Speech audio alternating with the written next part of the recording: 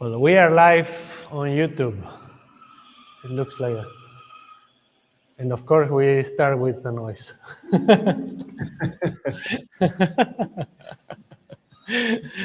Well, welcome everyone, or welcome in the future, everyone watching this video. We have the immense pleasure and luck to have here Simas Gradeckas from Lithuania right now. Where are you? Today it's Berlin. Tomorrow is going to be another city, another country, but Lithuania, country, yes.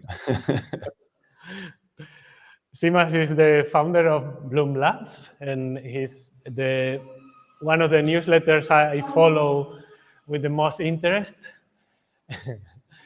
and I mean, he was sharing with us first offline how we met. It's an interesting story. But I mean, either way, this is an honor, and I'm so happy that you are here to explain much better than I tried earlier today to explain biodiversity credits and the whole sector, the voluntary market for biodiversity credits. And I hope we can find and identify lots of opportunities for young biologists to explore and then squeeze the sector, because there are lots of interesting things to do here. So thank you, and whenever you want. Amazing. Thank you so much again, Fernando. I will try to share my screen now. And oh, I should have tried this earlier. I need to allow the app to share my screen. So I will need to log out and log in again. I'm sorry. Give me just a second. Yeah, I'll need to restart the web app to give the access. This is what happens when you get a new laptop a few days before this. I'm sorry, I'll need to, yeah. Here we go. Yes, I'll be back in a couple of seconds.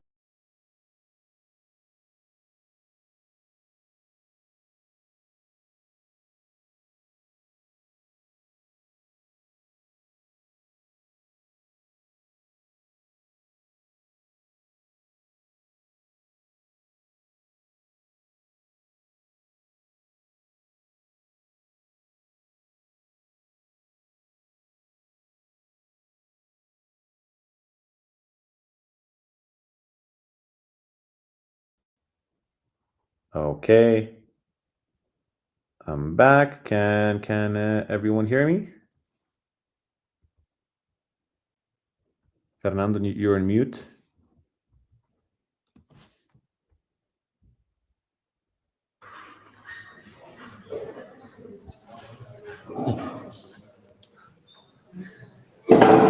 Can you? Yeah, I can. Excellent. Okay. Awesome. Let me then share my screen. Oh, give me just a second. Technology.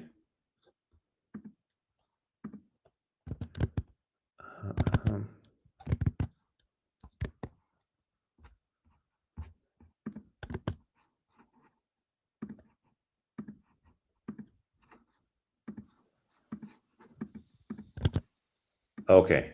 Let me know if you see my screen. Oh, if you'll need to go to. Oh, what is it? Is it the StreamYard or is it? Yeah. Now we have it. Yeah. Now you have it. Yeah. Okay. We got you. Yeah. You know. Yeah. Okay. Finally. Okay. After a quick tussle with technology, we're good. So, yeah, today I'll talk a bit about biodiversity credits and also my journey personally to this space, which none of my friends understand 3 years in, no matter how much I try to explain to them. And, I feel given where you are in your careers, since you're studying, I guess, biology or environmental science, this can be maybe something of an example, something that you maybe can get inspired by and also take your next steps and let's say entering this nature tech field. So without further ado, quick agenda. I'll share a bit more about what we do at Bloomlabs, how I ended up here, and then we'll go into biodiversity credits. I'll explain what they even are, what's the current market ecosystem, and then share the product we have just launched last month that features the most extensive structured database on voluntary biodiversity credits. And then Fernando will take over and share more where biologists fit in according to, from his perspective. I'll try to sprinkle this all across the presentation, but yeah, Fernando will really focus on that. Yeah, real quick. I am Simas Gradeckas, the co-founder and CEO of Bloomlabs. Bloomlabs is a biodiversity credit company. So anything connected to biodiversity credits we do. We have a newsletter, we have a consulting practice, and as of last month, a product, the market intelligence platform for biodiversity credits. And I'll share a bit more about all of it a bit later. What's maybe relevant for you is that I'm not an ecologist, I'm not a biologist. I studied business, I worked in startups, and I just fell into this space very randomly. It was not planned. And, I feel like if I can start writing something that is useful to people who have spent years in the field, you definitely can as well. So the progression was this. Around 2.5 years ago, I started writing a newsletter on biodiversity credits, and it caught fire, let's say, in this small niche. The time was right. It's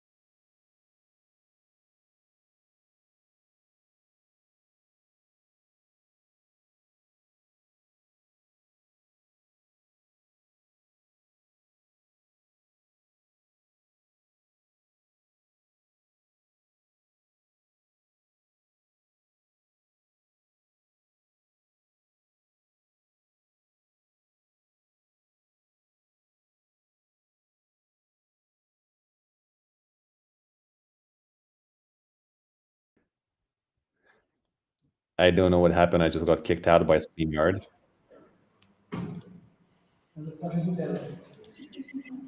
Yeah, we were trying to. So was it on your side, my side?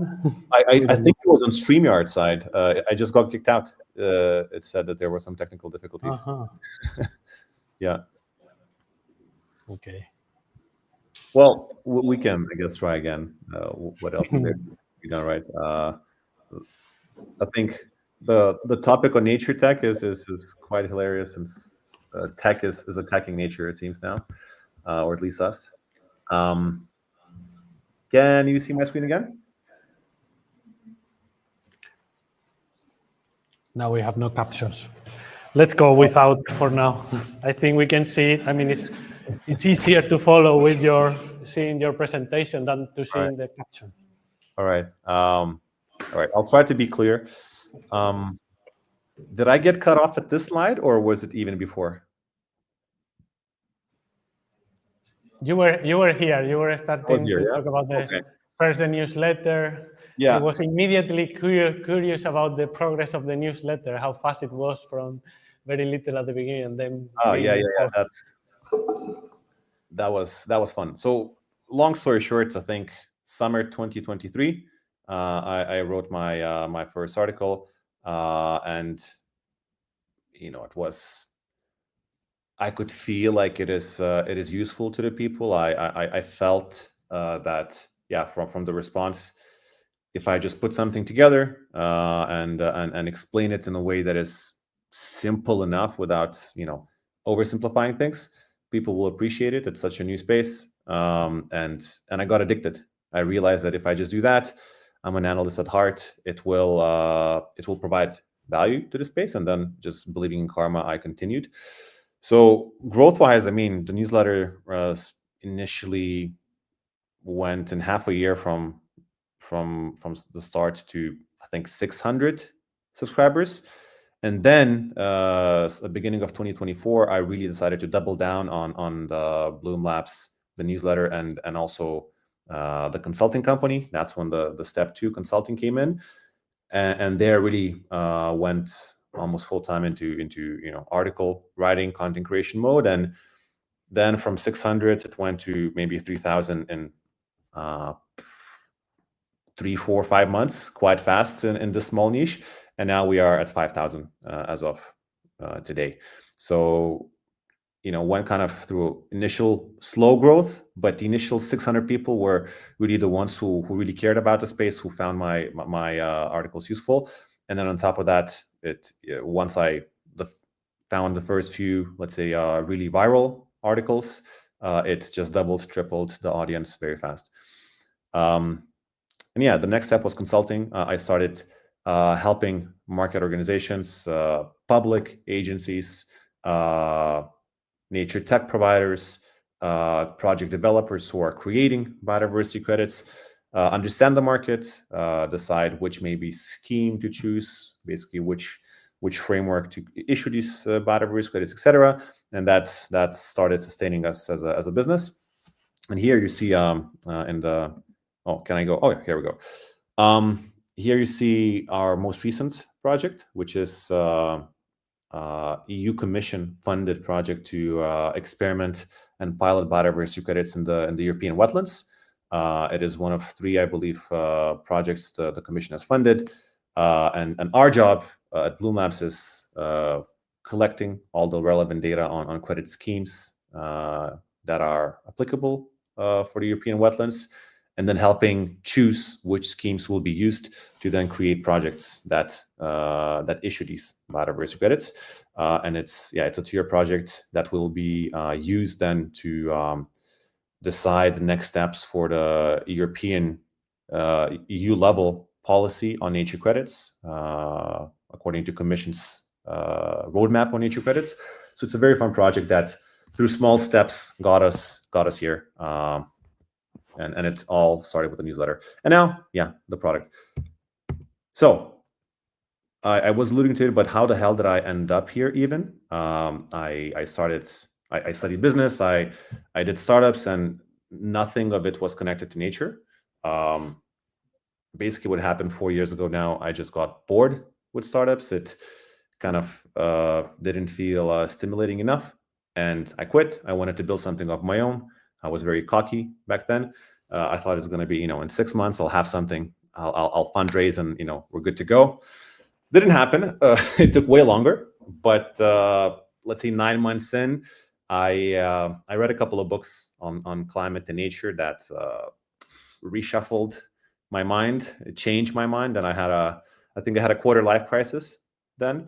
And a month onwards, I had a metamorphosis where I decided that I will not do anything else but focus on nature.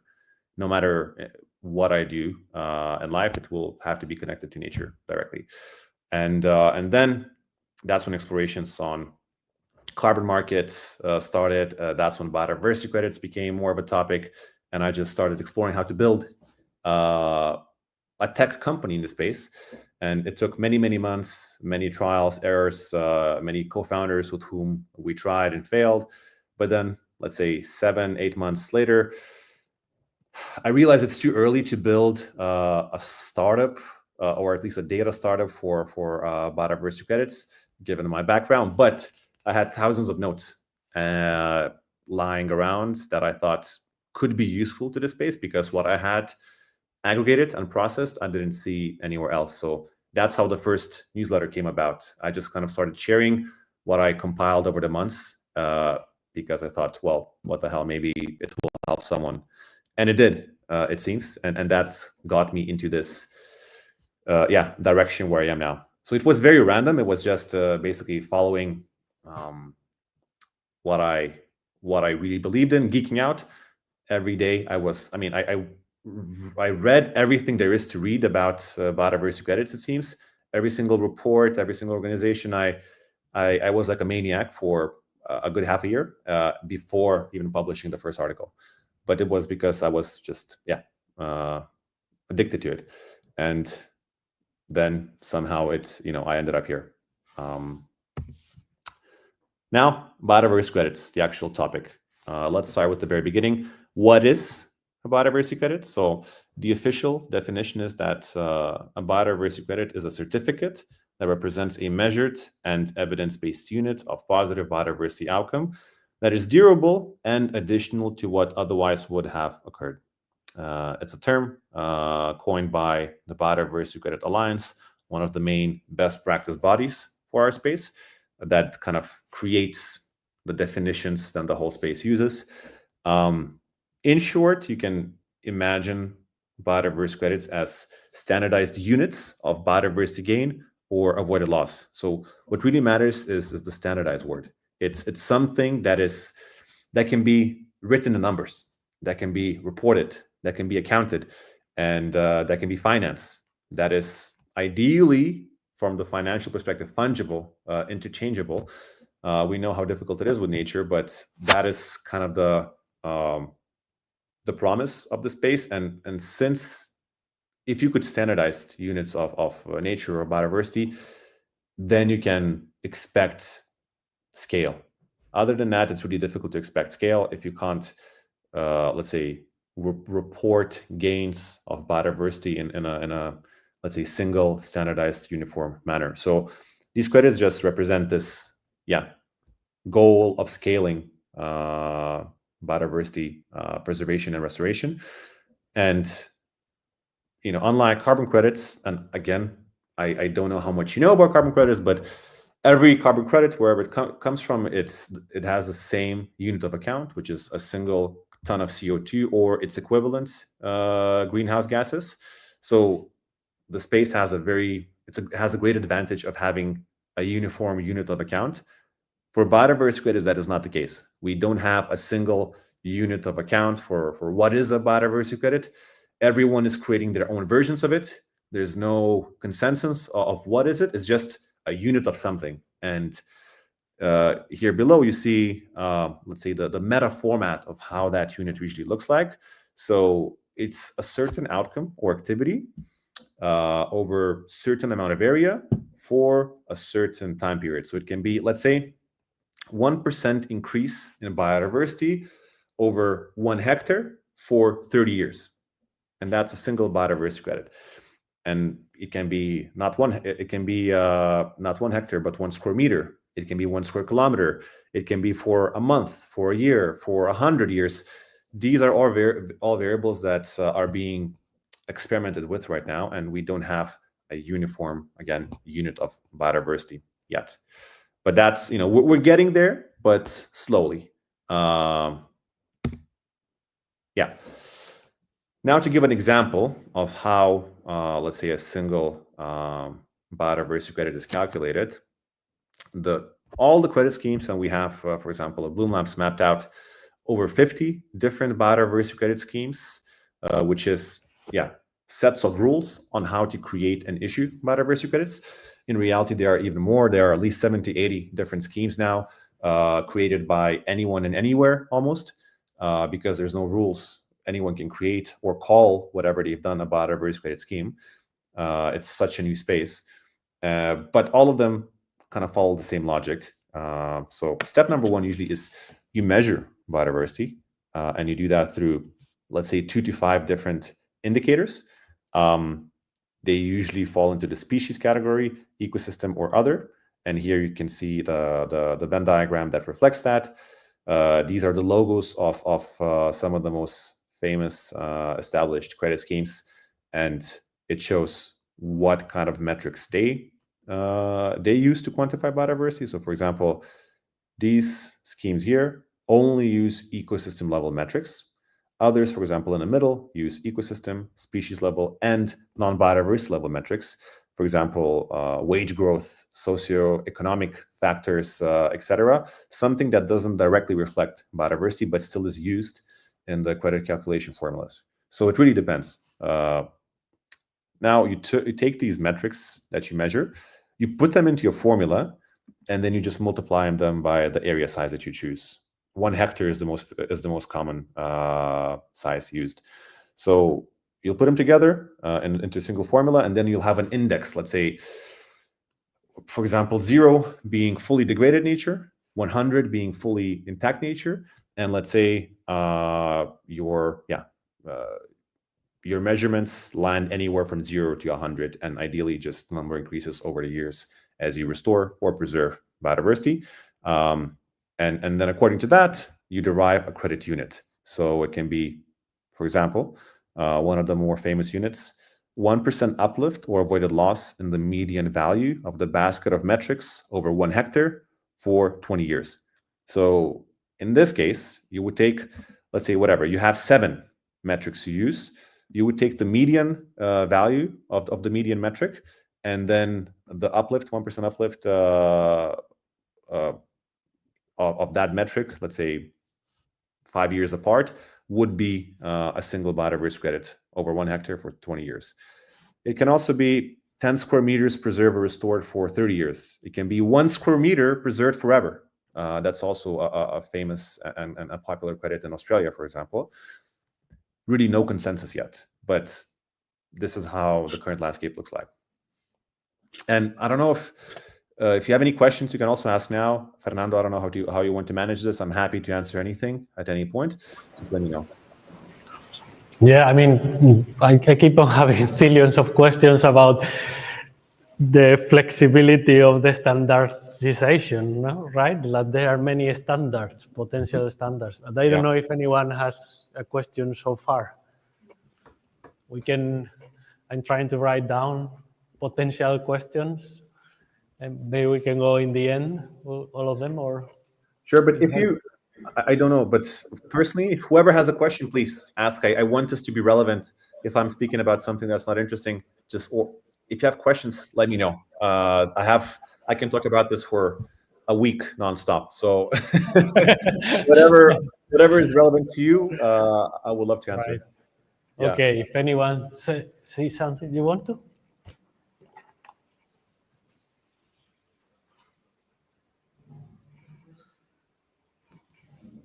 Hi, Simas. Thank you. I've got a question. So 10 square meters preserved or restored for 30 years is a credit, but could also those 10 square meters restored for 10 years be one credit, then another one for other 10 years, and so? Because for us, it's a bit confusing. Thank you. Good question. And in this case, no. 10 square meters preserved or restored for 30 years is a single credit. And there's no, let's say, leeway in this case on how many years is that 10 square meters preserved or restored for. Some schemes will have 1 hectare preserved for 1 month, and that's a credit. So it really depends, but in this case, it's a fixed number. Any other questions? Please ask away.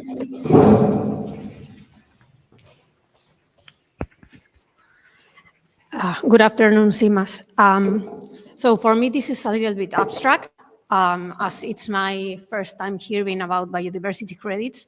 So I was wondering if, could you explain a real case in which biodiversity credits have been applied, so we could see something real in real life? Mm-hmm. We just to chip in, after Simas we have Savimbo. Yeah. And also it will be in Spanish. Okay. Oh, it's so. Fine. But for sure, if you have one favorite that you want to share, but we will have also an additional real life example. You do have Savimbo right here. I don't know if you see my cursor, my mouse, but they will be here in I guess in 30 minutes, and they are a project developer that actually develops preservation, primarily projects in Colombia and now in other countries as well. And they also have developed their own methodology, their own credit scheme to quantify their work. They are a perfect case study, and they're doing really well. And they are the first, Savimbo is the first project certified by an established carbon registry that also entered biodiversity credit market as well. Maybe doesn't mean much to you, but they're well established, and I think they are probably the best to give an in-depth account. I mean, maybe to describe this a bit more. Let's see if I can share my screen. I will share my the platform anyway, but since we're talking about this, maybe it just makes sense to. Yeah, here we go. So this is our platform, Bloom. This is where we keep all the structured voluntary biodiversity market data. And let's see if we go to transactions, we can see, or yeah, let's do transactions. Let's see. There's some interesting ones. Wilderlands, that's the one. So for example, if you go to this transaction, you will see that Wilderlands has sold or has collaborated with Adelaide Festival, where basically every single ticket that the festival sells is also bundled together with a single biodiversity credit purchased from Wilderlands. And they purchased 1,712 of these. And since Wilderlands, their credit unit is 1 square meter preserved or restored forever. Wait. Here we go. This is the credit size 1 square meter. They just collaborated with other, let's say, another company to then preserve that very small area in relation via biodiversity credits, and they have it internally in their registry, verified that they have preserved legally that land because of this transaction, for example. So that's, biodiversity credits is just a method to finance nature restoration or preservation. It's nothing more, nothing less. The work on the ground still needs to be done anyway, and biodiversity credits don't help there. They just allow to quantify the impact and ideally then breed more confidence that you can invest or contribute to biodiversity outcomes without, let's say, throwing your money and hoping for the best. So we'll not get much deeper into this because I think Savimbo will do a much better job. They're on the ground. They know the realities much better than I do.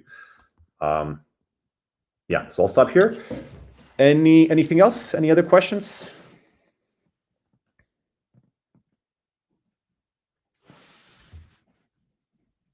Okay, I'll then slowly move on.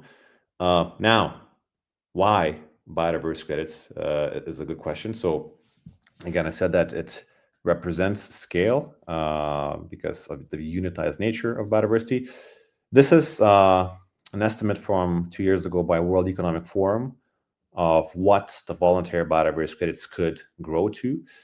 And I mean, these are bogus numbers at the moment, but we could reach many, many billions in the market size, according to World Economic Forum, through purely voluntary biodiversity credits, because there is an increasing need by companies to show that they not only pollute and destroy nature, but also contribute to its restoration and preservation.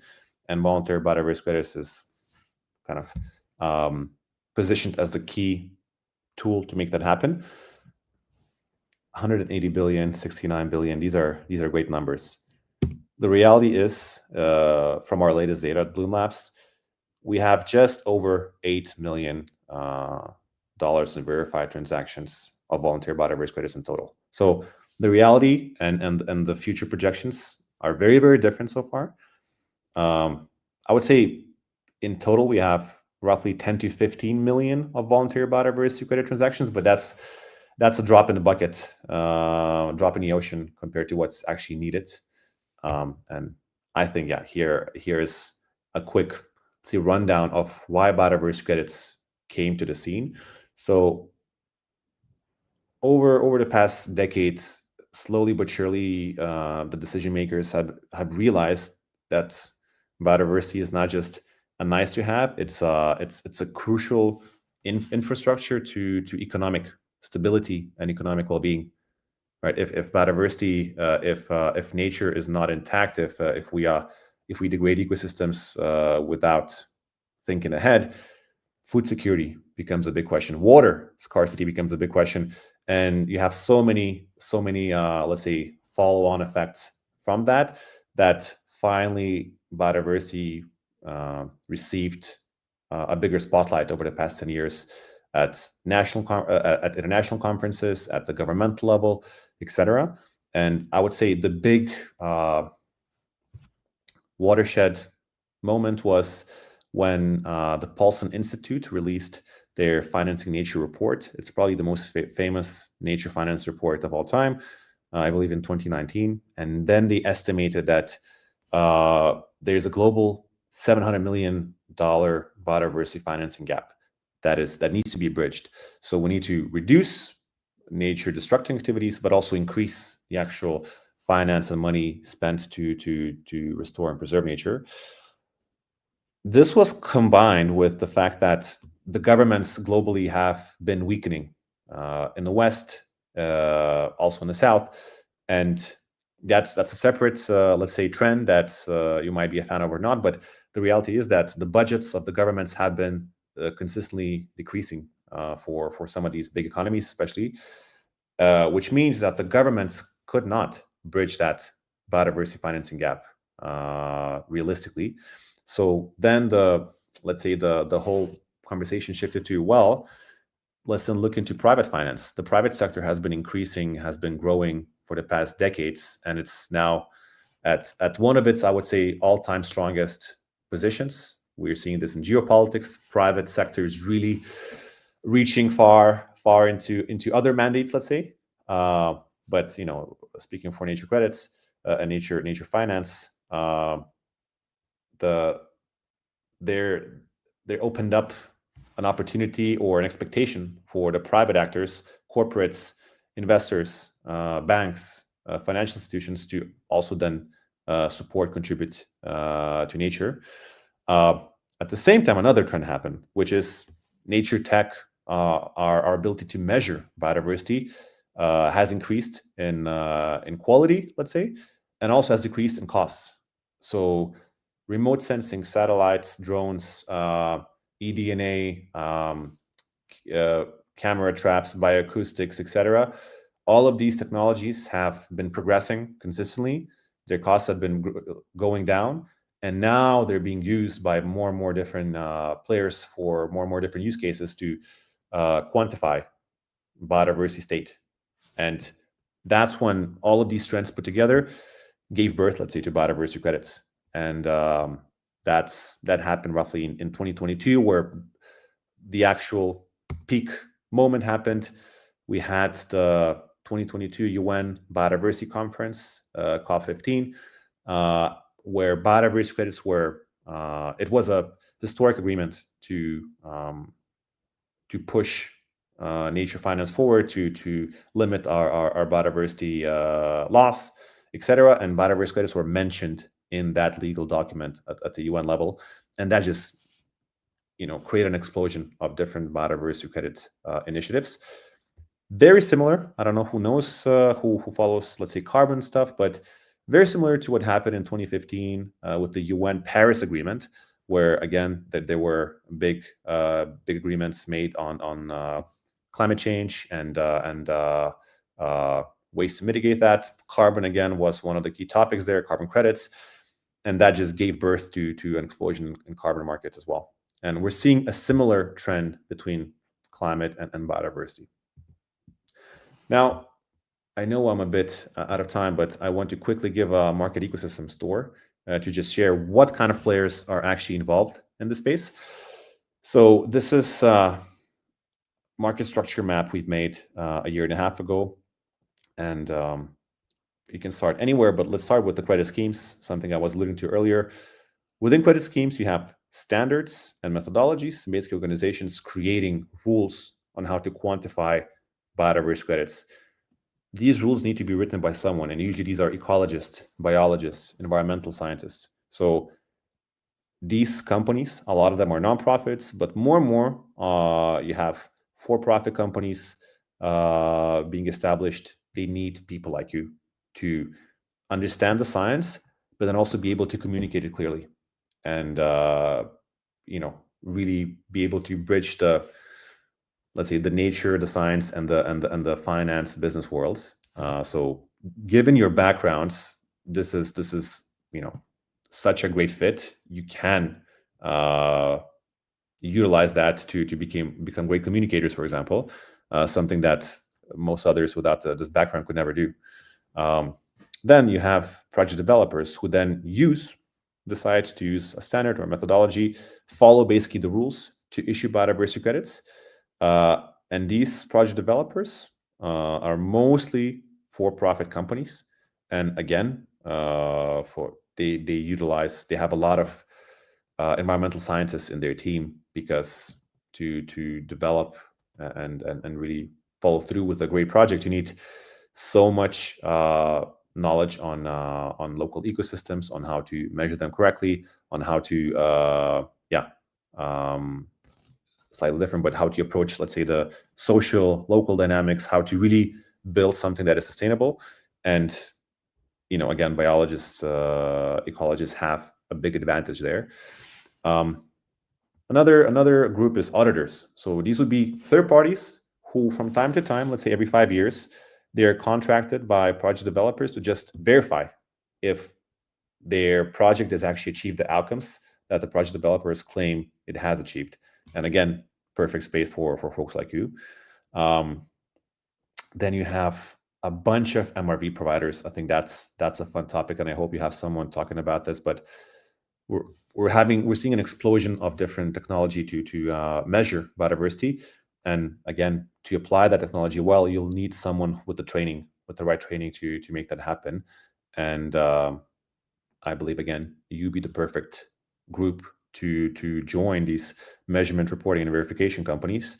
And you have a lot of folks who, for example, have a biology background who then become business developers here. So if you just understand the science and know how to communicate it, you're the perfect business developer for selling such technology to project developers, to corporates, to financial institutions, etc.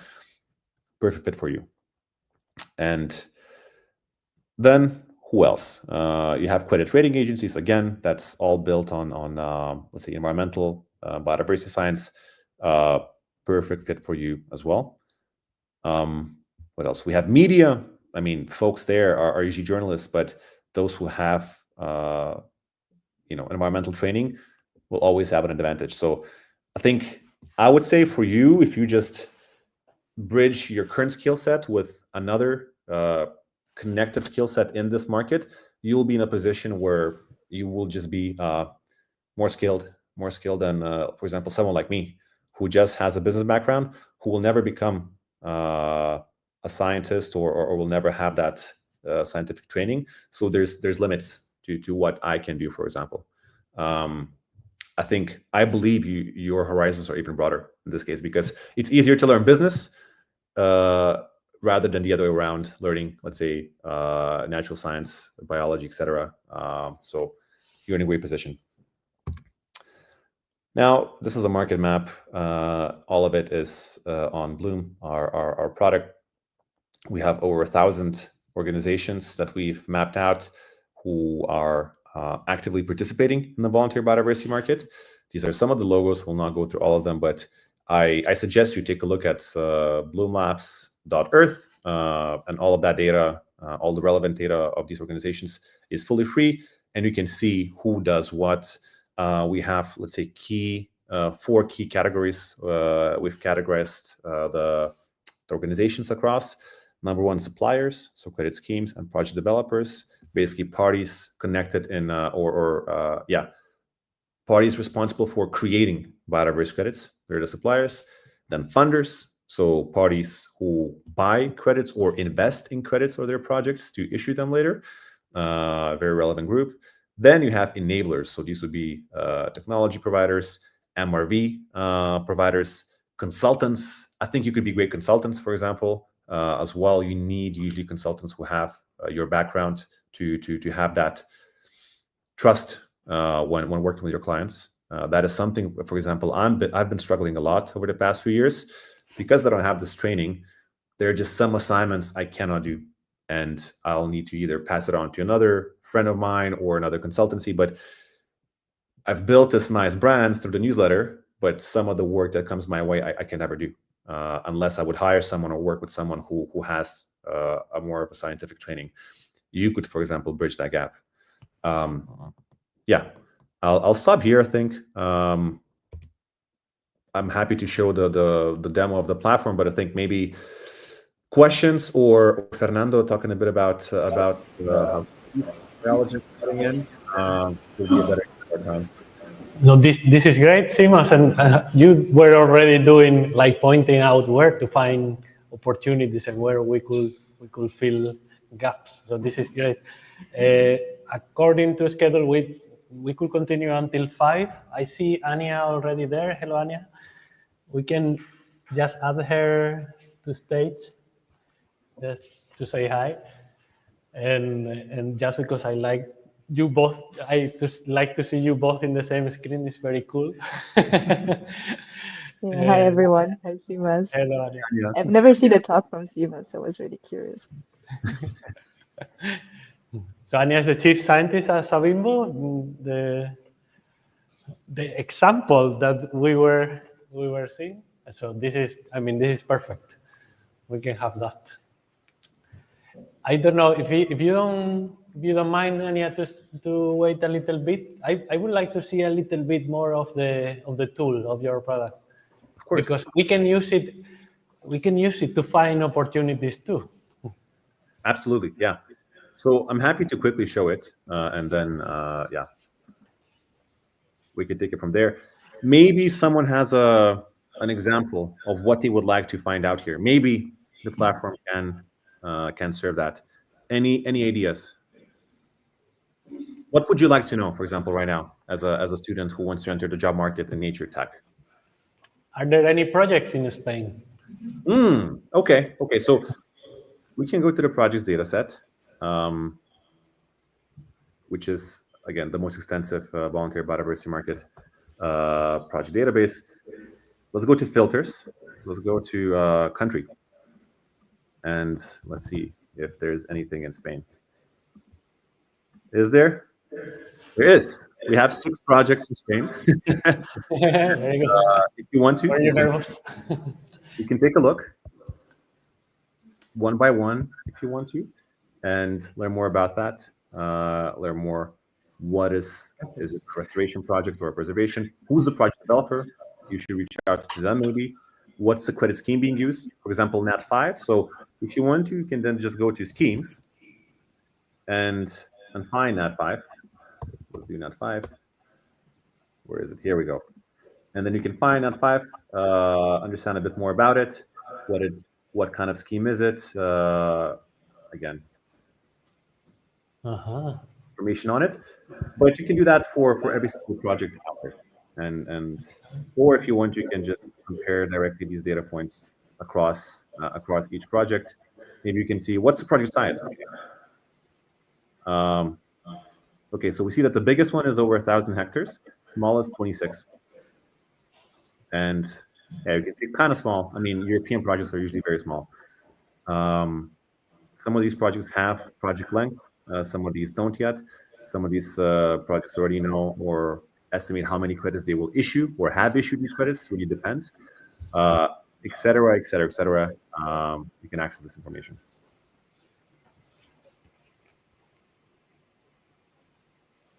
Any other ideas? Anything else?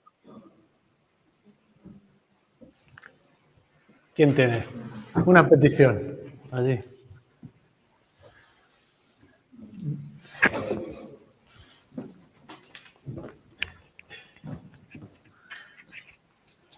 Hi, As a young student of biology, which skill do you recommend us to improve to enter the system regarding to the scheme that you have showed before, where we have the developers or the third parties? Which skill do you recommend us to specifically improve, like financial knowledge or communication? Not that you don't know how to communicate, but I think everyone can get better at it, and you shouldn't be looked at, in my opinion, as scientists.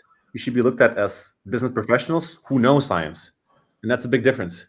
Because if you're just a scientist, you will be maybe sometimes put aside just for let's say the scientific work.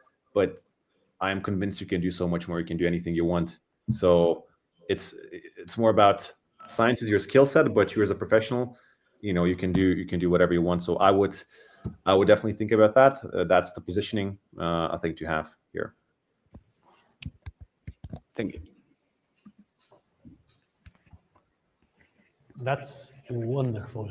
I think there is a trove of opportunities here just to, even if you are just curious and want to learn, and then connect people. I mean, the first example you saw, it's here, right here in our autonomous community in Cáceres. So I mean, we can find things that we didn't know existed. So it's perfect. Paraguay?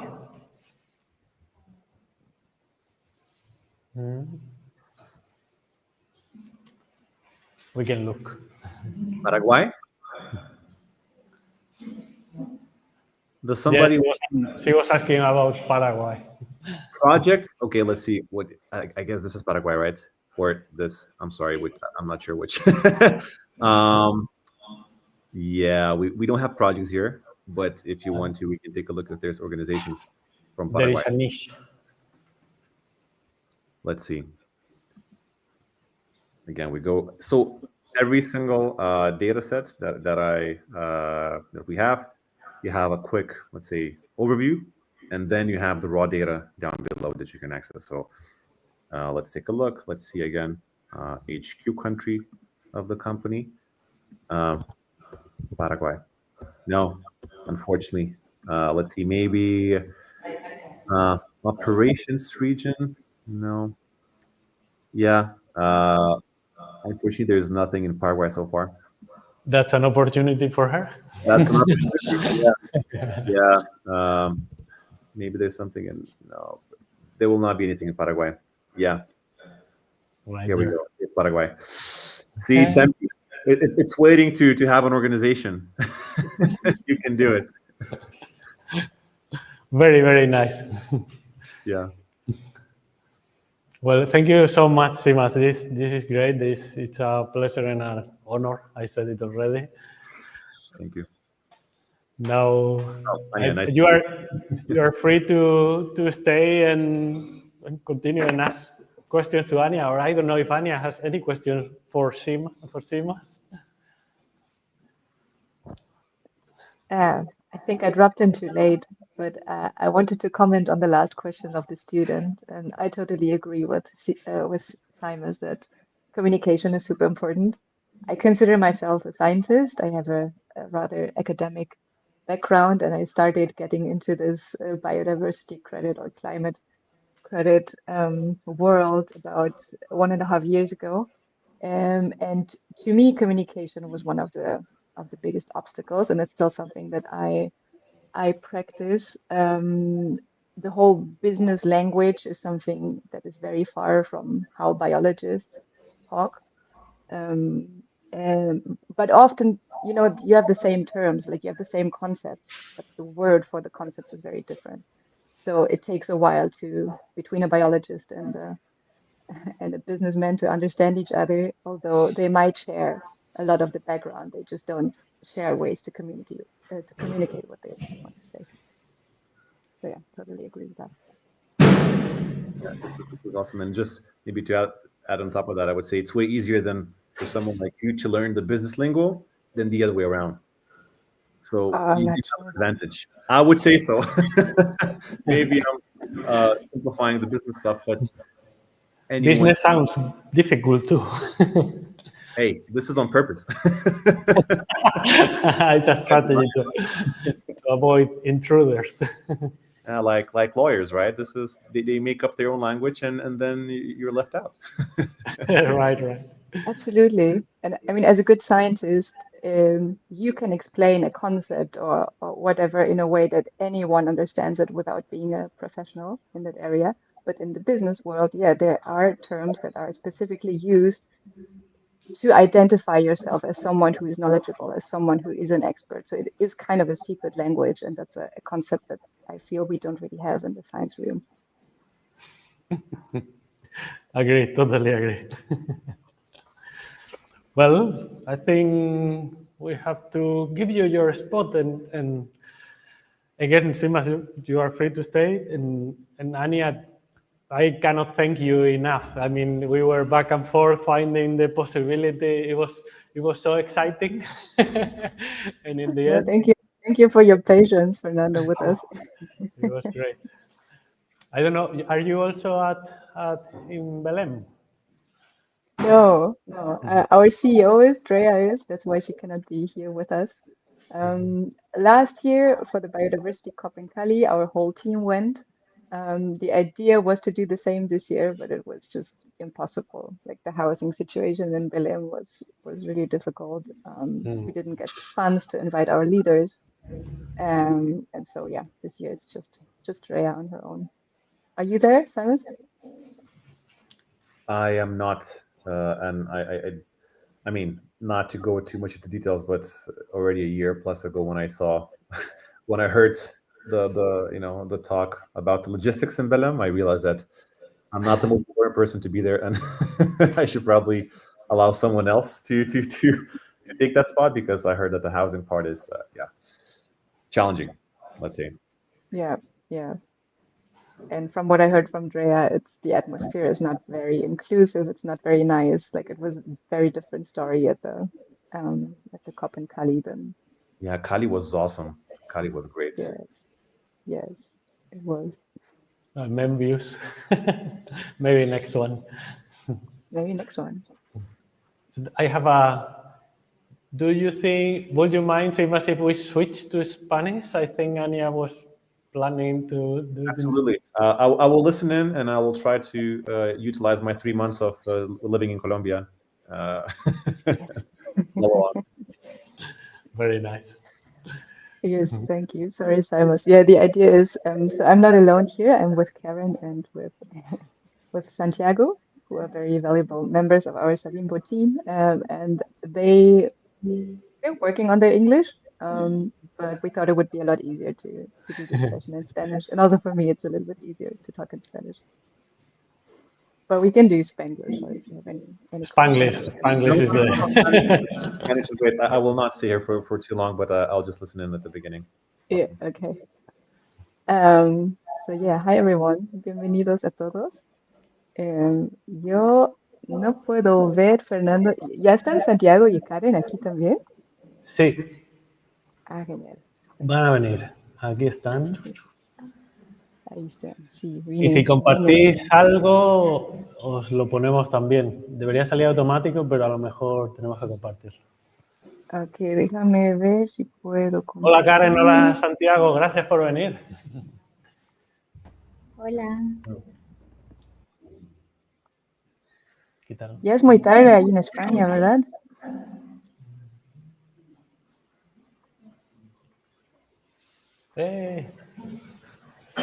Listo, pueden ver mi pantalla, ¿verdad? ¿Se ve? Sí, estamos viendo. Okay.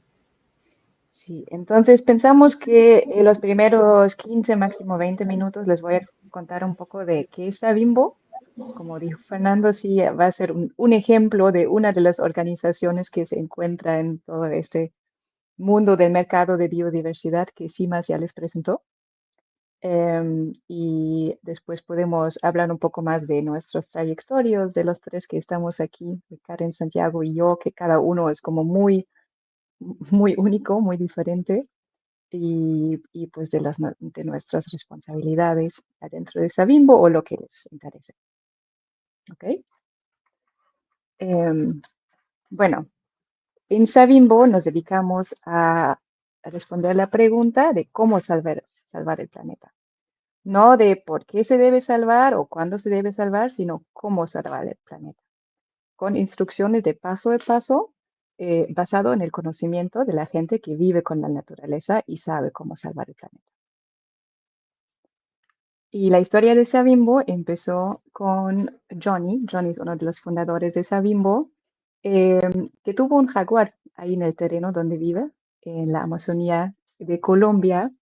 Y él empezó a monitorear este jaguar y se obsesionó, se apasionó mucho de este jaguar y dejó de cazar, dejó de comer carne y se volvió un conservacionista y además convenció a todos sus vecinos de hacer lo mismo. Eso fue hace más de 20 años. Y en Savimbo nos gusta estudiar los datos atípicos. Entonces nos preguntamos de por qué hizo Johnny eso. Y la respuesta es bastante simple. Le pareció muy bonito este jaguar, le pareció salvaje y le pareció algo más grande ahí de él. Y justo eso es la forma de cómo nosotros pensamos de Savimbo y cómo Savimbo piensa en la tierra, ¿no? Es algo muy bonito, es algo salvaje, es algo mucho más grande que nosotros que debemos salvar. Existe este chiste en Savimbo de que si un pueblo indígena tuviera un hijo con el movimiento de Solar Punk, este hijo sería Savimbo. Significa que intentamos a combinar esta mentalidad ancestral conservacionista que tienen las comunidades indígenas de este mundo con este movimiento del uso de tecnología moderna avanzada para lograr esta misión. Y ahí está Savimbo. Entonces nos entendemos como una empresa social que es creada por gente indígena y para gente indígena y comunidades locales para que puedan acceder directamente a los mercados climáticos. Entonces nuestra misión es desintermediar este mercado a lo más posible. Aquí están nuestros 3 fundadores de la compañía. Ya les hablé de Johnny. Johnny tiene más de 20 años de experiencia en conservación de la selva amazónica en Colombia. Al lado de él está Drea. Drea es una médica con enfoque tecnológica que trabajó en investigación de temas de cómo cambiar el comportamiento a nivel de una sociedad. Y al lado derecho tenemos Fernando. Fernando es un chamán colombiano en 3ª generación que también tiene décadas de experiencia en liderazgo y políticas indígenas. Entonces estos 3 se formaron, se juntaron y formaron Savimbo, la sede de nuestra oficina, de donde les está hablando Karen. Es aquí, en esta zona, en el Putumayo de Colombia, en la selva. Y está ahí porque, bueno, yo creo que no les tengo que contar a ustedes que nuestro planeta está en crisis, ¿no? Estamos en el cambio climático, estamos en la 6ª extinción masiva de las especies de la Tierra. Y ya fue en los años 70 que el Club de Roma habló de los límites de crecimiento de la Tierra y se preguntó de si la Tierra es un sistema cerrado y nosotros como población humana estamos creciendo y seguimos creciendo, ¿qué va a pasar? Y predijeron de que va a colapsar, vamos a fallar como humanidad si seguimos crecer como lo estamos haciendo.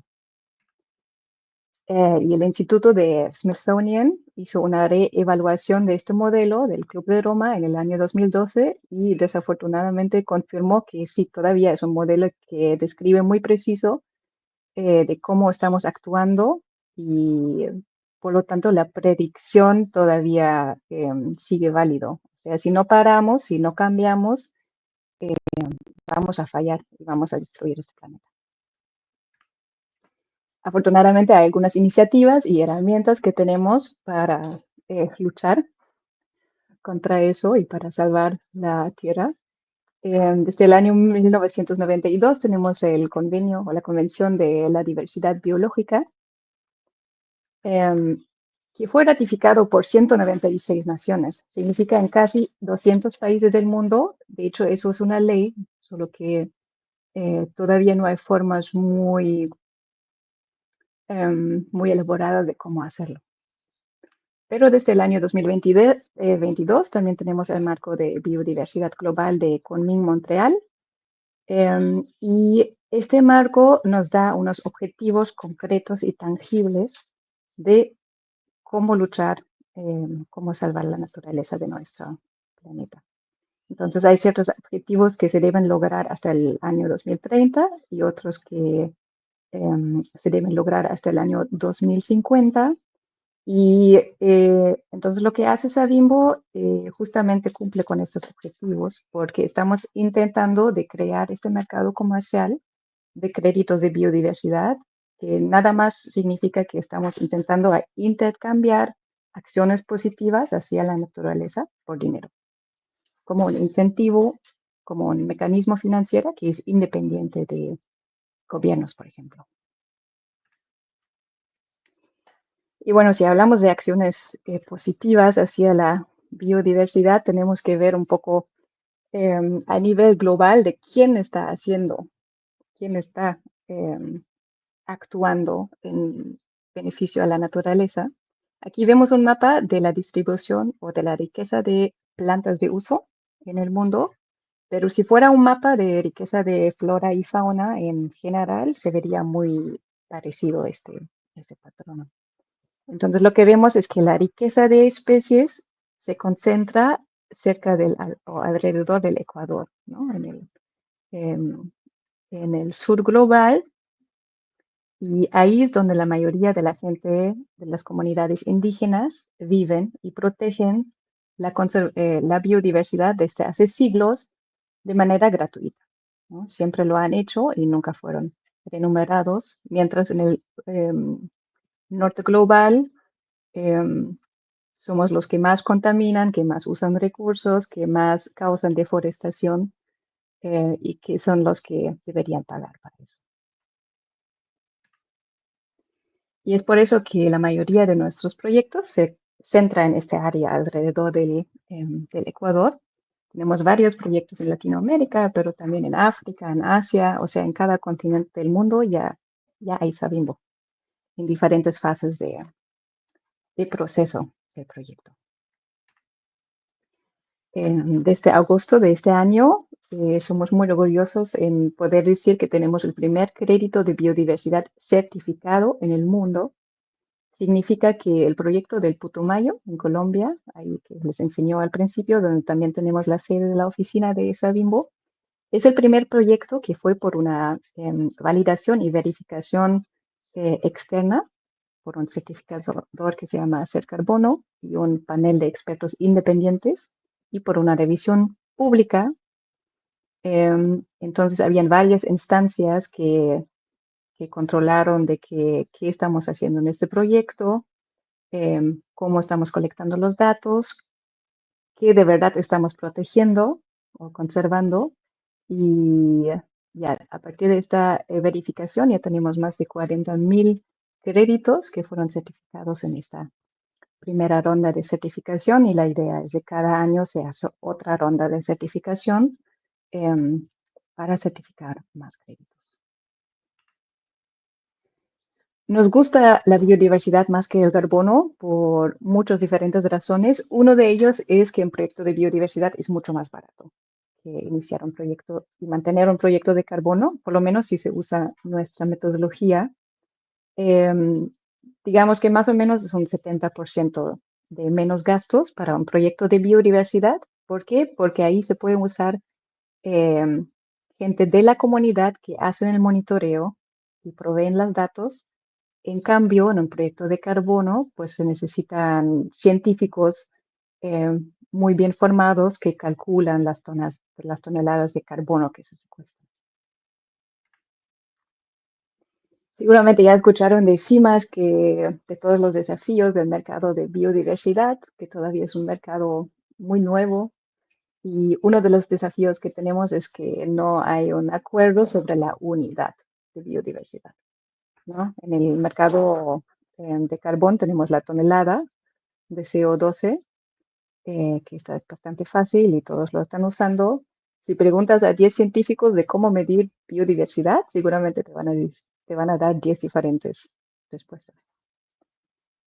Por eso en Savimbo desarrollamos esta unidad interoperable de biodiversidad que está bastante simple y bastante general para que se pueda usar para cualquier tipo de proyecto, que sea de conservación, de restauración, del impacto invitado, y con cualquier metodología. Y la lógica es bastante simple. La unidad consiste de área, integridad del ecosistema y el tiempo. Entonces, por ejemplo, en un proyecto de conservación, si tú puedes enseñar que protegiste o conservaste 1 hectárea de una selva pristina, intacta, para un mes, tú generas un crédito de biodiversidad. No voy a ir más en detalle a esta unidad, pero para enseñarles que eso es una de nuestras metas, de nuestras misiones de distribuir la unidad en el mercado para que sea adaptado por más organizaciones e instituciones para que se desarrolle el mercado. Porque por ahora hay muchos proyectos, cada quien está vendiendo manzanas y peras al precio que ellos quieren.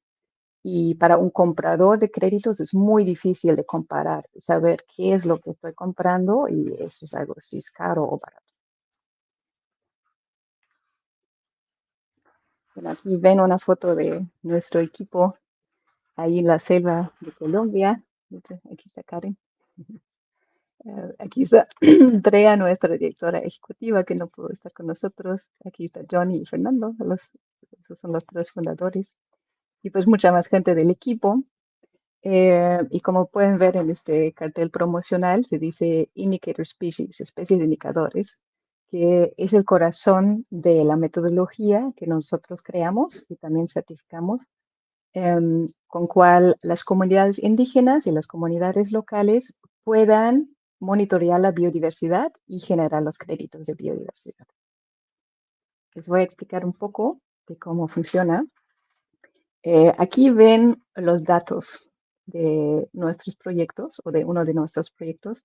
Santiago después tal vez les puede hablar un poco más en detalle de eso, pero la mayoría de nuestro equipo de ECO, al dentro de Savimbo, lo que hacemos es manejar los datos de la flora y fauna que se observa en los diferentes proyectos. La mayoría de estas observaciones se toman con cámaras trampas o con nada más fotos de la cámara de celulares. Y nosotros manejamos a todas estas observaciones, identificamos la especie y una parte de todas las observaciones van a ser observaciones de una especie indicador. Una especie indicador es un concepto que existe en la ciencia occidental, ¿no? Es una especie de cual sabemos que es muy vulnerable a la perturbación del hábitat y también es algo que se puede alinear muy fácilmente con las cosmovisiones de la gente indígena, que para ellos el jaguar es como el rey de la selva, entonces si les dices que vamos a monitorear el rey de la selva para enseñar que la selva está saludable y viva, les hace mucho sentido. Entonces identificamos una lista de diferentes especies indicadores para cada proyecto, dependiendo de su sitio geográfico, basado en una revisión literatura. Y estas observaciones son las que crean los créditos de biodiversidad. Intentamos de ser lo más transparente posible, entonces todas las observaciones que tenemos de especies indicadores los subimos a la plataforma de Naturalist. Y cada proyecto tiene como sus especies favoritas o sus especies claves indicadoras. En Latinoamérica, en muchos proyectos, eso es el jaguar, ¿no? Como el depredador tope, amenazado, traficado.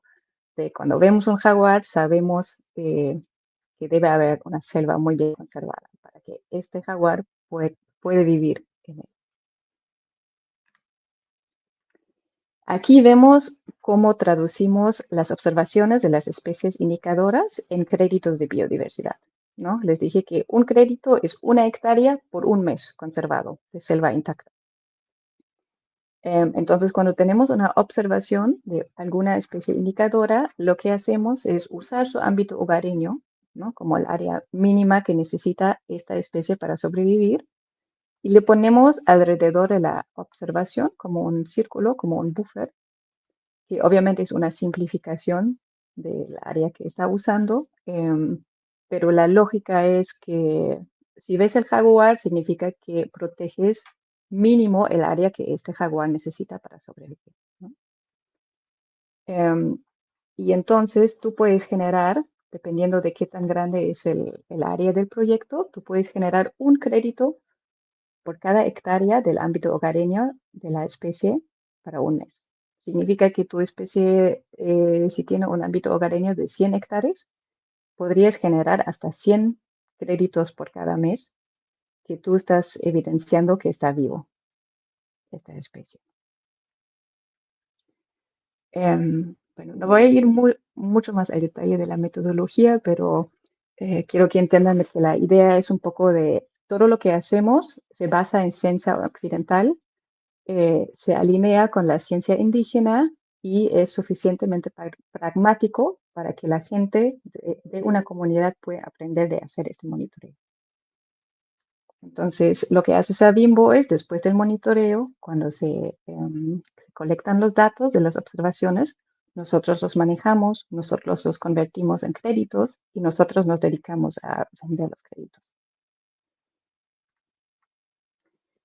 Bueno, creo que ya hablé mucho, entonces ya voy a terminar. Nada más les quise dar esta pequeña visión del mercado, que nosotros no somos los únicos que se meten al mercado de biodiversidad. Hay varias organizaciones, pero según nosotros somos los únicos que primero certifican sus créditos, ¿no? Por este proceso de certificación por tercera parte que les enseñé.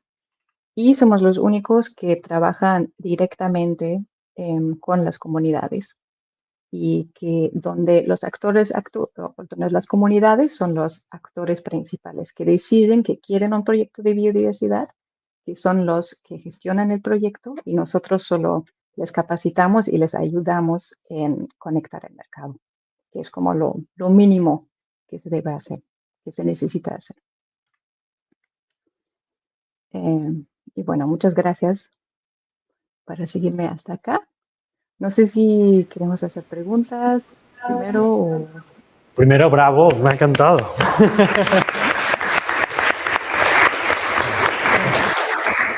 Muchas gracias, muchas gracias. ¿Qué? ¿Tenemos alguna pregunta?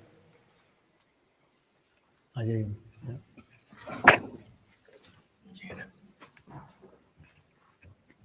Mira a ver si está encendido. Bueno, muy interesante, la verdad, me gusta mucho.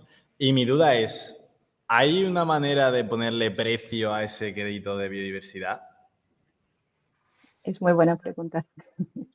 Y es una pregunta filosófica, ¿no? Casi. ¿Cuánto vale la naturaleza? Estamos jugando un juego de negocios dentro del mundo de mercados, entonces sí le tenemos que poner un precio. Pero fue uno de los desafíos más grandes para Savimbo. Como trabajamos con las comunidades indígenas y respetamos mucho su forma de pensar, ellos depende con quién hablas, o sea, comunidad indígena no siempre es comunidad indígena, hay muchas diferentes perspectivas, pero hay muchas que no les gusta este pensamiento de valorar de poner un precio a la naturaleza, ¿no? Porque es algo sagrado. Pero la solución que encontramos es que para lo que pagamos no es para la naturaleza, es para el servicio de cuidar esta naturaleza. Entonces, con este razonamiento, hasta ahora no hemos tenido quejas. Claro, tiene mucho más sentido hacerlo así, sí, sí, porque yo creo que sería imposible realmente llegar a calcular el precio Claro. de un área conservada, ¿no? ¿Y cuánto vale un jaguar en comparación con un mono, no? Claro, claro, no es Eh, imposible. Sí. y eso también conecta con el tema del offsetting, que nosotros solo generamos créditos para el mercado voluntario, no para el mercado de compensación. porque pensamos que no es ético comparar, o sea, sustituir un jaguar de Colombia con, no sé, un león en África, ¿no? Y las o sea, con el carbono es un poco más fácil de sustituir una tonelada de carbono de una parte del mundo con el otro, con los ecosistemas que son muy únicos y la flora y fauna es más difícil. Y hablando de números concretos, tal vez eso fue la pregunta, por ahora el precio de un crédito certificado está en $30. O sea, para cada hectárea y cada mes que tú puedes enseñar que estás conservando esta área y certificas tu proyecto, puedes ganar $30. Hay créditos certificados, ¿no? Donde se sabe que el proyecto se va a certificar, pero todavía tarda. Esos están en $10 por ahora. Y también tenemos créditos que llamamos MRV créditos, que son de comunidades o de terrenos que no tienen los derechos de tierra legalmente, que pues muchas veces también son consecuencia de postcolonialismo y de políticas que nosotros pensamos no debería ser una desventaja para las comunidades, pero efectivamente lo es. Ahí sí generamos créditos, pero se venden en como $6.50 por cada crédito. ¿Cómo se generan estos precios y quién los determina? Yo no les puedo contar. Creo que Simas podría. Pero en estos precios estamos por ahora. Claro, y imagino que será como una media de lo que cuesta en todos los países, ¿no? Porque no es lo mismo conservar en un sitio que en otro que pueda costar más, ¿no? Sí, muy buen punto. Sí, tenemos de hecho también un sistema de valoración de los ecosistemas, porque sí vale proteger a todo, pero como dices, en algunas áreas es un poco más importante que en otros, ¿no? Hoy los niveles de biodiversidad son más altos en ciertos tipos de ecosistemas. Entonces, tenemos un sistema de créditos de platino, oro, silver. Plata, gracias. Plata y bronce. Y si tú trabajas en un sitio con niveles de biodiversidad muy alta, que al mismo tiempo está muy amenazado, como muchos sitios alrededor del Ecuador, eso va a ser un proyecto, van a ser créditos de tipo platino. Y para muchos proyectos en Europa, por ejemplo, serían más tipo plata o bronce. Por ahora todos los categorías tienen el mismo precio de créditos, pero con el tiempo asumimos que los créditos platino van a valer más que los créditos de bronce. Y esta categorización también está basado en bases de datos oficiales de la UICN o de otras organizaciones grandes que hacen estos tipos de clasificación de ecosistemas. Está bien, pues muchas gracias y felicitaciones por ese primer crédito conseguido, que bueno, pues es muy interesante. Muchas gracias. ¿Y hay otras preguntas? ¿Quién ha comprado los créditos? Se iba preguntando ahora. Sí, todos preguntan eso. De hecho, tengo un diapositivo.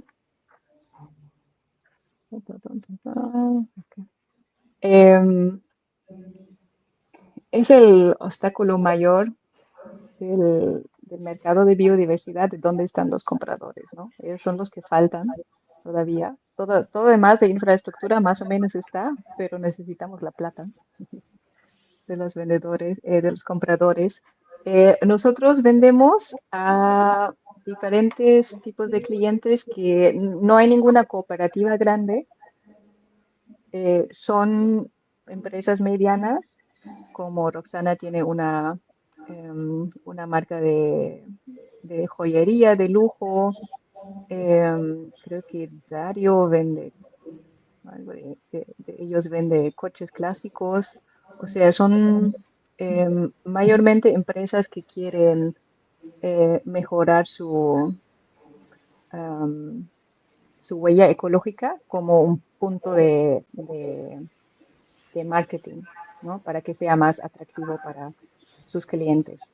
Ahora la generación Z pues se vuelve como un target group muy importante y sabemos que ellos están muy conscientes de estos problemas climáticos y ahí sí sirve mucho invertir en proyectos del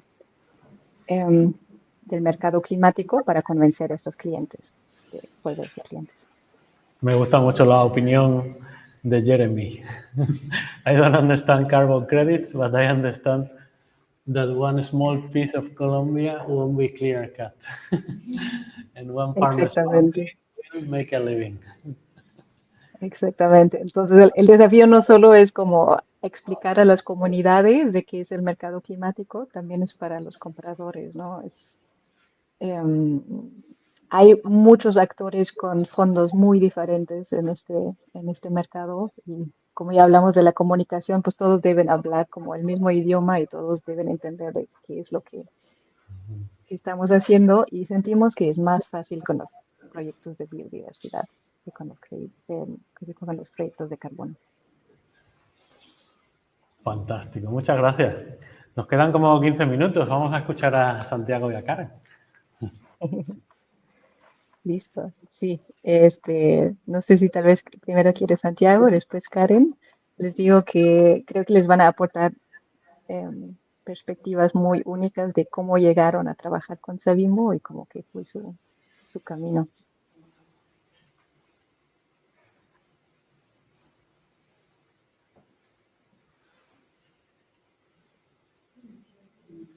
No, no te A escuchamos. ver, Santiago, no te escuchamos. Oh, no. En la flechita al lado del micrófono se puede elegir el micrófono.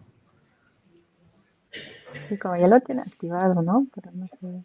Sí, pero no No se está. escucha. Era que no tenía el micrófono, que estaba desmuteado. ¿Se me escucha o...? Sí, bajito. Ahora sí, bajito. Voy a intentar. ¿Qué tal ahora? ¿Mejor? ¿Peor? Ok. Muy bien. Yo soy Santiago, pues soy el biólogo de Savimbo. Yo soy de Colombia. Para contar un poco mi perspectiva de cómo llegué a Savimbo, yo tengo que decir que me gradué ya hace 2 años. Salir como un biólogo sin ningún tipo de experiencia previa es un poco difícil en este mundo laboral. Más acá que no se apoyan pues tanto las ciencias, espero que allá sí sea distinto. Entonces ha sido bastante complicado el hecho de intentar conseguir un empleo bueno cuando a ti te apasiona esto de la biología, es algo difícil, pero tienes que perseverar y perseverar y perseverar. Yo siempre que veía vacantes o oportunidades apuntaba a ellas, intentaba algo y se me dio la oportunidad de poder presentarme a Savimbo. Realicé por medio de una entrevista mi entrada a Savimbo, pude lograr pasar y aquí estoy. Duró bastante tiempo, como les puedo decir, fueron 1 año y medio sin empleo, sin nada. Es algo bastante duro que puede que los desmotive, pero si realmente aman lo que están estudiando, la biología, no se rinden. Es como mi perspectiva de biólogo, de decirles, y no tengan miedo a realizar cosas nuevas que tal vez puede que piensen que no han aprendido en la carrera o que no saben hacer. No hay que temerle porque en realidad muchas de las cosas uno viene y las aprende luego. No las aprende directamente en la carrera, sino que las va aprendiendo a medida que está adquiriendo esa experiencia. En Savimbo he podido aprender muchas nuevas habilidades y pienso yo que he logrado crecer mucho más como biólogo de lo que alguna vez creí. Entonces, esa es por lo menos mi historia de cómo llegué yo a Savimbo. Entonces, Karen, no sé si te gustaría contar la tuya. Hola, bueno, yo sí tengo como más. ¿Sí? ¿Sí me escuchan? Sí.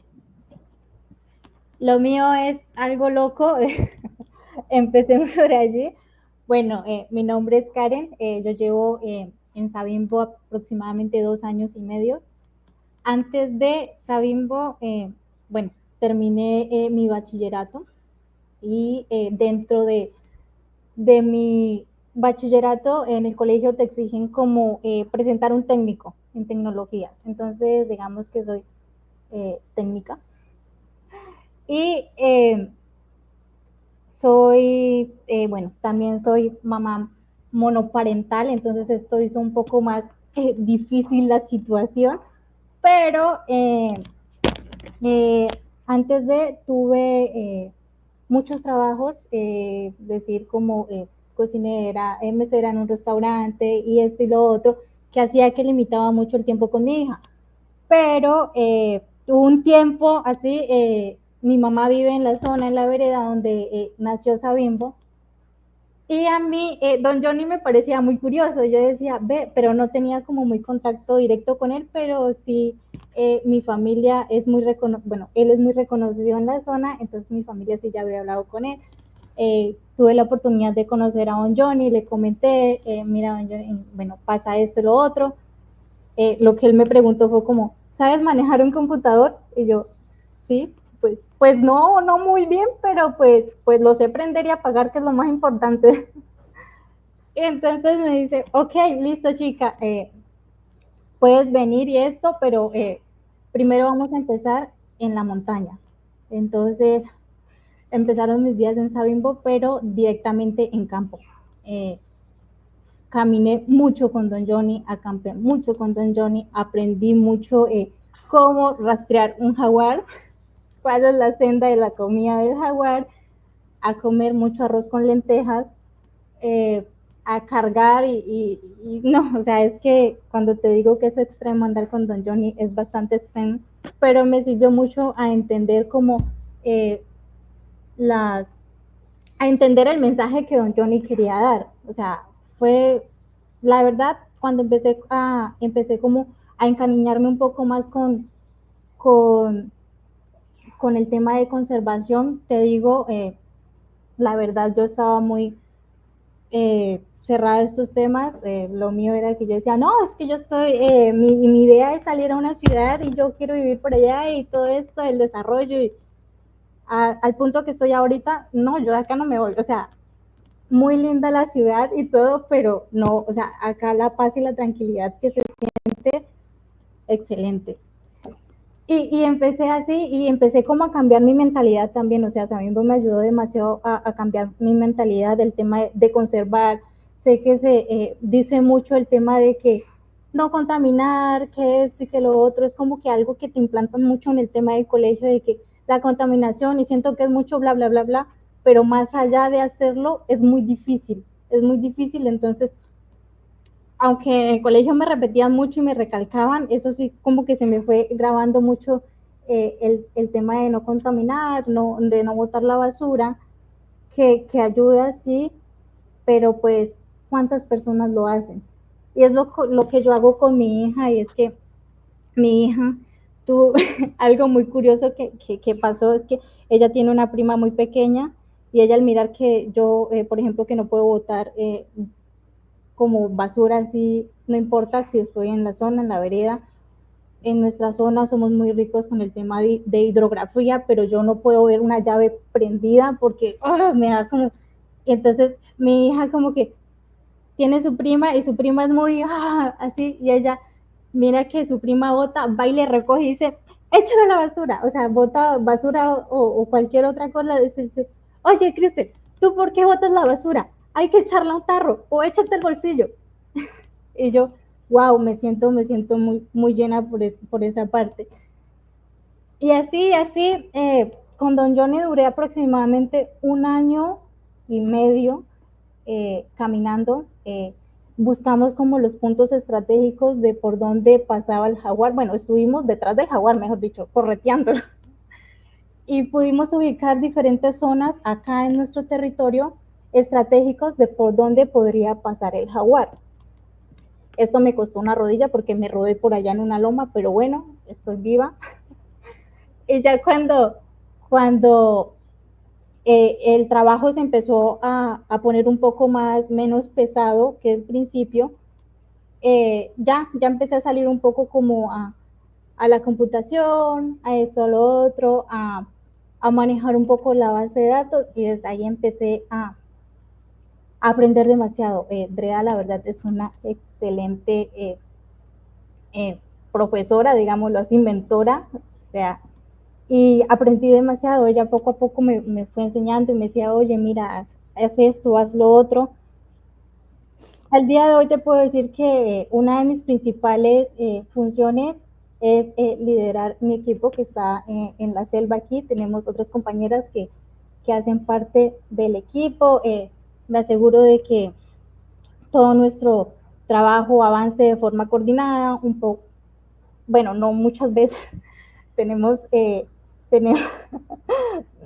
muchos retos, pero bueno, lo ideal es tratar de solucionarlo, de buscarle cómo, y además me encargo como de organizar y de clasificar la información de las comunidades, de las cámaras trampas, cuando ellos lo suben a la base de datos.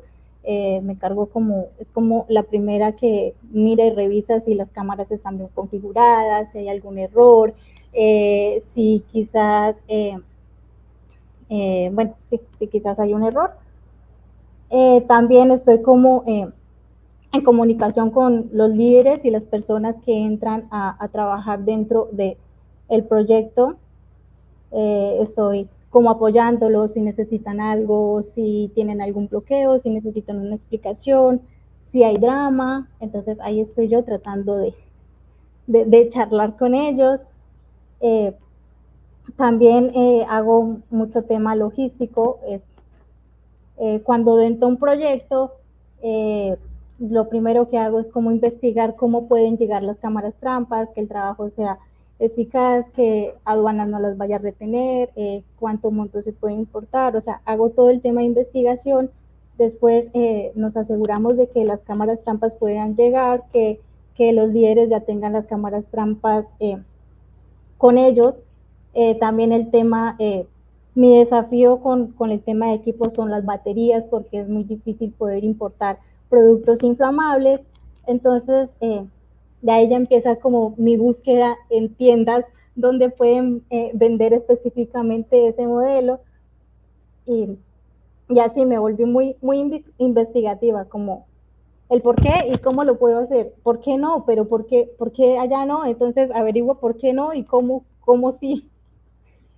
Y así, o sea, es antes, durante, que si ellos necesitan como, oye, Karen, ¿me puedes ayudar a configurar la cámara trampa? Cuando empiezo y les explico cómo configurar una cámara trampa, este trabajo, yo digo, bueno, una vez, son 5, pero, o sea, lo importante es que generas esa confianza y ellos no te dan miedo preguntarte. Yo, oye, pregúntame 10, 20 veces, no importa, yo te ayudo, y si puedo durante la noche, pues también, pero la idea es poderlo hacer y que tú puedas entender cómo hacerlo.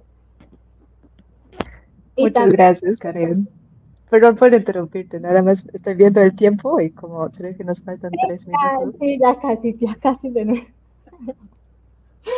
Entonces, muchas gracias por tu aporte y también a Santiago, y creo que los dos, Karen es un súper ejemplo de porque en Savimbo no nos importa mucho la formación formal, o sea que Karen no tiene, pero ella tiene la formación de la selva que pues puede valer mucho más que un título de universidad. Y igual Santiago sí tiene el título y y tiene mucho conocimiento biológico, pero llegó sin mucha experiencia, y los dos son como miembros súper valiosos de los más importantes que tenemos en el equipo. Y creo que eso tal vez es el mensaje principal, de que la universidad importa. Creo que sirve mucho para que agarres confianza y obtienes una idea de qué es lo que quieres hacer en la vida, pero no es más importante. Maravilloso. Muchas gracias. ¿Alguien tiene alguna pregunta Podemos estar toda la tarde.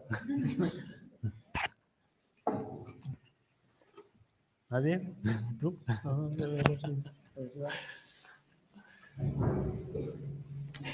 Me ha encantado, muchas gracias. Qué bonito. ¿Cómo podemos escribiros? Buena pregunta. Tenemos muchos canales de redes sociales donde nos pueden seguir. Creo que en la presentación estaba el código QR, pero tal vez se puede compartir con Fernando y él después lo puede distribuir Sí, sí. ahí con los alumnos. Y ahí también pongo nuestros correos de cualquier duda.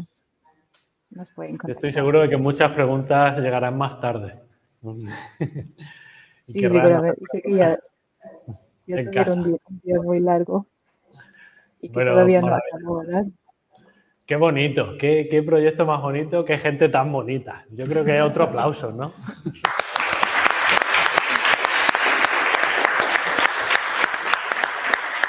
Muchas gracias. Gracias, Fernando, por la invitación. Estamos Vamos, muy agradecidos de ser parte. que Y pues estáis éxito. invitados a todos los días si queréis pasaros, estar ahí en el backstage. Sí, sí, ya le dije a los chicos que ahí está el enlace y si nos da el tiempo, nos vamos a Sí, sí, conectar. por El supuesto. problema es el tiempo. Sabiéndolo todo. Nada, y seguimos en contacto. Muchas gracias de nuevo y a seguir. Esto es un proyectazo, hay que seguir. Muchos ánimos. Y enhorabuena. Gracias.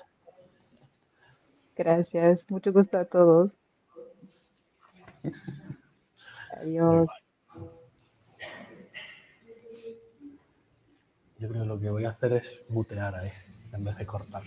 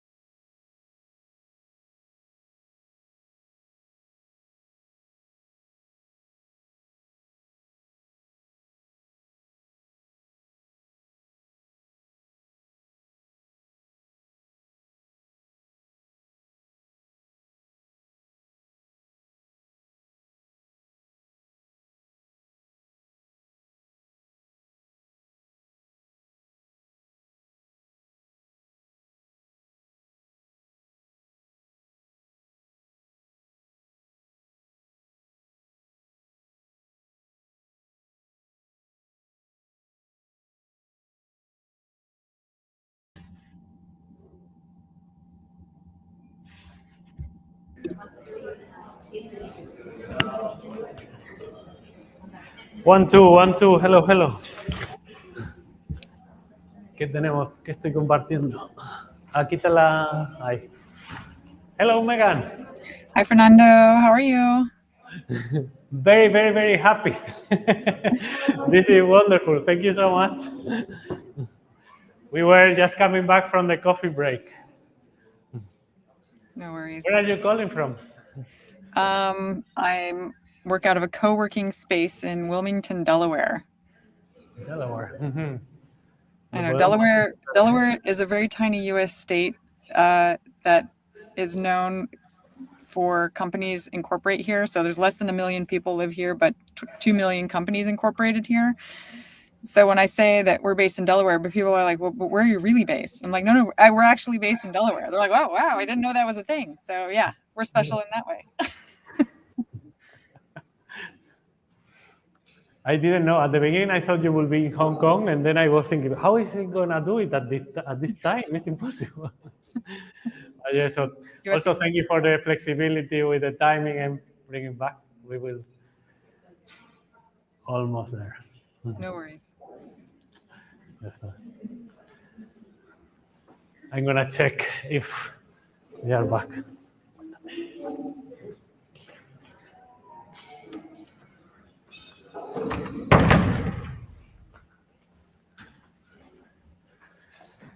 So it's been a long but wonderful day with lots of interesting presentation, questions, and everybody's very excited here. We have learned a lot of things, and maybe we are a bit overwhelmed with so many new things. I skip a little bit. I did a very, very brief stint at regulation because I thought you were coming back and you probably will explain it so much better than I will do. So this is, here we are. And for people watching now or in the future online, like we have the immense pleasure and honor to have Megan here, Megan Pillsbury, for the CEO of Dunya Analytics. Megan, I was lucky enough to meet Megan one-on-one during an evening session filling a long, very long form. and it was a great chance to getting to know you a bit closer and getting to know Dunya Analytics and learning a lot. So, I mean, I was trying to convey your enthusiasm and what they were facing now. I think it's the best that you are starting. You are the last talk of the day for us because I know you will cheer us up. Oh man, okay, pressure. With your trajectory and your, hey, look at that. And, so again, thank you so much. And the floor is yours. Great. We will probably mute here because there is some echo going on in YouTube, some slight echo, okay. But we will turn on and off as needed. Okay. Okay. Sounds Thank good. You. Well, Fernando, thanks for having me, and hello, good evening, everybody. We're muted, but if you have questions, feel free to shoot up hands, and Fernando, you can just moderate and, pause me when there's a question. But it's always more entertaining from my perspective if you guys do have questions to share them as we go, so it feels less lecture-y. I'm not the professor here. So great to meet you all. My name is Megan Pillsbury. I'm the founder and CEO of Dunya Analytics. Fernando was kind enough to share a suggested agenda. So I will start by just giving a brief background about myself and my professional trajectory and how I came to start Dunya Analytics. Then I'll talk a bit about, so I understand you guys are all like biology students. Is that right? Did I understand correctly? So well, I'll get into this later, but basically there's a modern industrial revolution happening that is going towards how do we protect the nature that we have remaining, and how do we restore more nature to make our existence on the planet more sustainable. And so that is means we're just going to need a lot more people that understand nature, biology, ecology, and there will be lots of interesting roles in the private sector going forward. So I think it's a very interesting space to be in, especially if you're there for passion reasons or interest reasons in biology, because you'll get to apply your passion in a way that makes an impact on the planet. And then I'll talk a bit about Dunya Analytics and what we do, and then tips on how to get into the sector. And if you have any questions as we go, happy to go in different pathways, whatever is of interest to the class. All right, so first about me, I studied electrical engineering in undergrad and grad school and got my first job in high tech. So I was a product manager, designing and marketing electronic test equipment to other engineers. So very technical, very hardware. And I mean, this was a long time ago. I don't want to say how long ago, but it was a long time ago. I read this book called Natural Capitalism, which, has anyone read this book or heard of this book? It basically looked at how industries were structured then, which isn't that different from today, to be honest. And like kind of how they evolved to be that way. And I can use the US as an example. Like our healthcare system doesn't deliver health, it delivers profits. Like everything's very profit oriented. And then the way that these industries kind of evolved, profits came at the expense of social and environmental benefits, right? But what the argument that the book was making is actually we can align social and environmental positive outcomes with positive financial outcomes. We just need to re-architect industries. And I was like, oh, we just need to reinvent stuff. That I'm an engineer. That's what I do. Like, how hard could it be? I tried to create a role for myself in sustainability at my company at the time, and they were gracious enough to be like, oh, look at this motivated young person trying to do this cool thing in sustainability. We'll give her an audience, and then we'll, pat her on the back and send her back to her normal job. So I realized I needed to understand how to make a business case. How do I influence business? What drives business? How do these people think? And that's what led me to business school. So I did an MBA. It also took me abroad. I spent some time at the school afterward. Let me skip a bunch of boring details. Anyway, then I moved to Asia and tried to do work in sustainability, but it wasn't really a thing back then in Asia. So I ended up instead starting my first startup in a completely unrelated industry. It was an innovative, like, tech/business model in the wine business. And I had no business working in the wine business because I don't drink. But I loved being a founder. I loved my business. I loved developing business model. I did all the tech for that company and all the operations. And we spent 4 years on that company and ended up kind of selling off the pieces and closing it down. But I knew at that time I wanted to be a founder again. I love running my own company. And, as you guys go into, especially if you work in the private sector, one of the things I find frustrating working in other companies is they put you like in a box. They're like, here's your function. Here's your thing. Go do this. And, I was always like bumping up against the box going, I'm stuck in here.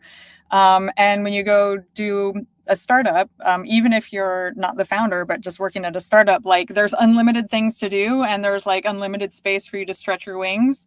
And it more becomes a challenge of figuring out, what are the right things to do and how to, balance that because there's infinite things to do and, going to where you can, right? Basically, it's the ultimate test on the business side of what you can achieve. So I found it very compelling for that reason. But I wasn't successful per se. So I was a poor entrepreneur. And after I worked for another startup after that, and I ended up going into financial services to make some money and to kind of make up lost time or lost savings, if you will. And I got a job as in a technology division in an investment bank, but I worked with startups. So I was helping startups to navigate the bank and the bank to identify and navigate the startups. These are two very different types of organizations who don't speak the same language or think the same way. And so I was like a bridge that helped the two understand each other and be able to collaborate. I'll skip over all the personal life circumstances, but move back to the US. And I switched banks and I was working a similar function at another bank when a climate risk analytics startup reached out to me to lead their business development team. And when you look at the job description of that role, it was like they needed all these random unconnected things, but they all happened to be things that I did in my background. And so suddenly my seemingly, non-linear haphazard background made sense, right? In like a Steve Jobs connect the dots backward kind of way. Yep. So if you haven't seen the Steve Jobs Stanford graduation speech, highly recommend. That'll be one of my tips. And he basically says, you can certainly have a planned career, but you also don't have to have a planned career, right? You can kind of figure it out as you go. And I've always done that. You just follow your passions, figure out where you go, and you'll end up in a place that makes sense, right? So you kind of like find your way there. It's super, super interesting. Anyway, that was 100% me. So went to work for this startup called the Climate Service. They had developed a way to help companies understand climate change and how it's impacting the business. Because, climate change is causing wildfires and storms and flooding that is destroying businesses. So businesses are like, okay, we need to better understand like how the climate is changing. We need to plan for future resilience and put all these things in place. And I joined back in 2021. And nobody knew how to do that at the time. And the founders of that company were one of the pioneers in helping companies to understand climate risk. And they developed a platform that just made it really easy for companies to quantify climate risk in a way that was very actionable. A few months later, less than a year later, we got acquired by S&P Global. And so I moved over into S&P Global, and it was a great exit for them, but S&P was not the place that I envisioned myself. So I stayed a year to help my team integrate, and then I left because I wanted to be back in startups. And I went through kind of a personal exploration of like, what do I want to do? I definitely want to be in climate tech, definitely want to be in startups. Do I want to go work for another startup? Which one? Do I want to start my own company? What do I want to do? I was interviewing with a couple of startups, but nothing was like, when there's that thing and you're like, yeah, this is the thing this is the right thing, right? Otherwise you're like, I'm not really sure if this is the right thing. Like when it's the right thing. So I wasn't getting the right thing. And one day I was in my car because in Delaware, you have to have a car. Is there a question? I'm thinking about things all the time, and I just wanted to be ready. Okay. For next one, I want to jump in. Okay, yeah, feel free to jump in anytime. So I was in the car looking for a podcast on climate tech, and I was hearing all these men mansplaining climate stuff to each other. And I was like, where are the women? I want to hear from the women. I want to hear from the other voices. And there were no other voices. And so I was like, okay, this is now the deciding moment. I need to go become like representative of the voice that I want to hear. So that's when I decided to start my own company. By the time I left S&P, I had 17 different climate tech business ideas, all I think legit that need to be implemented, and some are being implemented by other people. Spent a month kind of narrowing down to 3, talked to some people, and then narrowed down to this one. So that's the background about me. How Dunya came on is after we got acquired by S&P Global, a couple of months later, that was when this TNFD framework got announced, which is the Task Force for Nature-Related Financial Disclosures, which is actually an industry initiative that it's like an industry-backed nonprofit that went and consulted with all the different existing like frameworks and experts on how, if you're a company, how do you measure and quantify nature risk in a way that's actionable? And so they had done this big exercise to and published this draft on here's the process. And so I was like, well, I just did climate risk and we had this great experience in an exit. So this was one of my ideas, but people were like, that's a really important, straightforward one. You should go with that one. So that's kind of how I landed on that. But it was also like the first idea I had when I was going. So it all comes around to that. So essentially with Dunya Analytics, we've built and are continuing to build software that just makes it really easy for companies to understand their relationship with nature. I think about climate change as the first of 13 pillars of nature. The rest being like water, land use, resource use, pollution. Like there's all these different things that companies do that drive changes in the environment. And it's hard for them, especially if you're a big company at scale, it's hard to understand really what is the full impact that you have on like planetary or ecosystem degradation. And furthermore, with like we're now bumping up against planetary boundaries. And what that means is the planet can't provide back those services to us anymore at the scale that they used to. And those are services that businesses need as well. Humans need them, businesses need them. So the flip side of the impact is, this is called double materiality. So there's the impact of businesses on nature, and then the impact of change in nature on businesses. And our platform helps companies assess both of those for risk management and for reporting. Could you go back to that concept, double materiality? I think it's an important one, and it went very quick. Could you do it again? Yeah, absolutely. And the same applies in climate as well, right? So there's a similar framework. Actually, it's the first framework called the TCFD, which is the Task Force for Climate-Related Financial Disclosures, who said, okay, there are two sides to the coin on risk. One is, how are we driving climate change as a company? And then how is climate change driving changes to us, like impacting the business?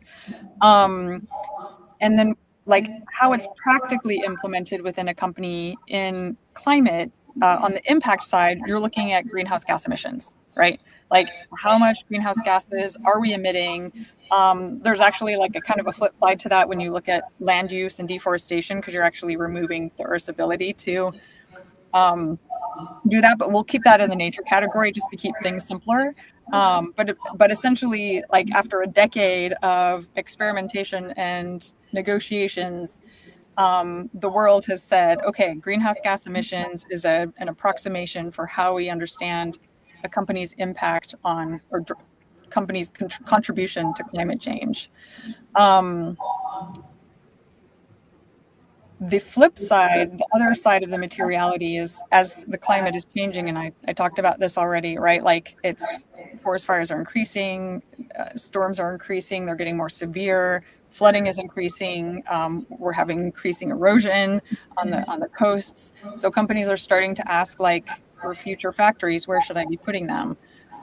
For like our source of soybeans or wheat, like how long will we be able to source it from the regions we're sourcing it from now, and will those need to move, and how do we manage that? Like these are all really important, like supply chain and business management questions. But if you think about how humans are very dependent on businesses, especially like our economy is highly centralized, there are 5 global companies that control more than 90% of global food commodities.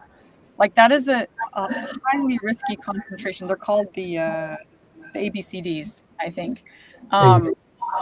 Yeah, to me that's scary. Like the high concentration, it means we depend on these 5 companies for food, and if something goes wrong, like how are we going to get food? Luckily, many of us, I mean, you guys maybe more than me, know how to grow stuff. I have grown things before, but not very successfully. So I'll definitely be depending on, or have to go learn something if the food becomes unavailable. But anyway, long story short is what I'm getting is we probably need to have a more decentralized economy.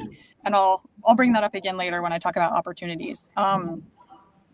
So then when it comes to like why, so obviously there's inherent climate risks, but many companies, especially many CEOs, they only think like 3 to 5 years ahead. They don't think 10 to 20 years ahead.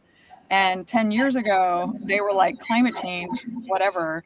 and they didn't pay attention to it. And now it's, burning down their factories and washing away their, supplies. And so now most companies understand climate change is a thing that they need to manage. The last thing that I'll mention is like on the regulations. Regulators and investors are asking companies not only to measure but to disclose the risks, so that finance can create the right incentives for an economic transition. We need to get away from high GHG emitting industry and go to zero emission industry. Similarly, in nature, we need to go from like high land use and high land conversion deforestation industries to reforestation industries, right? And restoration industries. And so in order for regulators and finance to facilitate that, they need the transparency into who's having the damages, what are the mechanisms, do the companies understand what they're doing, how can we incentivize companies to make this transition? And last point on the double materiality, it's super obvious for a company when it comes to like dependencies on nature, like if they depend on water, or they depend on food for their business, or if, climate change is burning down their factory. It's not so obvious on the flip side of their emissions. Like, why is their releasing emissions a risk? Why can't they just chop down this forest? Like, what's the risk of them actually chopping down the forest? And obviously you can zoom out and be like, well, if everyone chops down the forest, there will be no more forests, and there will be no more animals, and there will be no more pollinators, and there will be no food. But as an individual company, like, it's hard to kind of visualize that and connect the dots. So the short-term way of thinking about that impact risk is through the accountability mechanisms. And so this is the other piece on the risk side, is looking at, are we exposing ourselves to legal risk by having this impact on climate, on the environment? Reputation risk. There's this amazing, I don't know if you guys follow this journal already, called Mongabay, Mongabay. I love that. Their newsletter is so good. It's like, that's the only newsletter that if they miss an issue, I can tell. I'm like, where is my Mongabay for this week? Which never happens. They're always there. But I highly recommend. But like, Mongabay does a great job exposing corporate destruction of the environment, right? So you have you have legal risks, you have reputational risks, you have regulatory risks. So the regulators are now trying to put more land under protection. Is everyone here familiar with the Kunming-Montreal Agreement and the Global Biodiversity Framework? Okay. Yeah, we went through it this morning.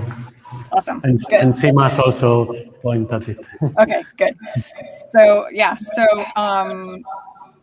that framework means we need to put 30% of the planet under protection, and we're far from that. So a lot of areas are going to become under protection, which is, again, if you're operating in a rich ecosystem and it's not protected yet, it could very well become protected, or should become protected in the next 5 years. So there's that kind of risk. And then there's like financing, and there's other kind of like upsides to, if you operate a green business, right? You can qualify for sustainable finance, which is like a discounted lending, discounted finance, essentially access to more markets, access to sustainable investors. So there's a lot on we kind of call them like transition risk side, is like, as the world gets serious about managing these risks or preventing this destruction, companies that don't take proactive action to reduce their impacts or to reverse their impacts have higher risk. So sorry, that was a long-winded answer to your question from you guys. How is it going? How's it going? Oh, are you asking them? Okay. Any other questions at the moment?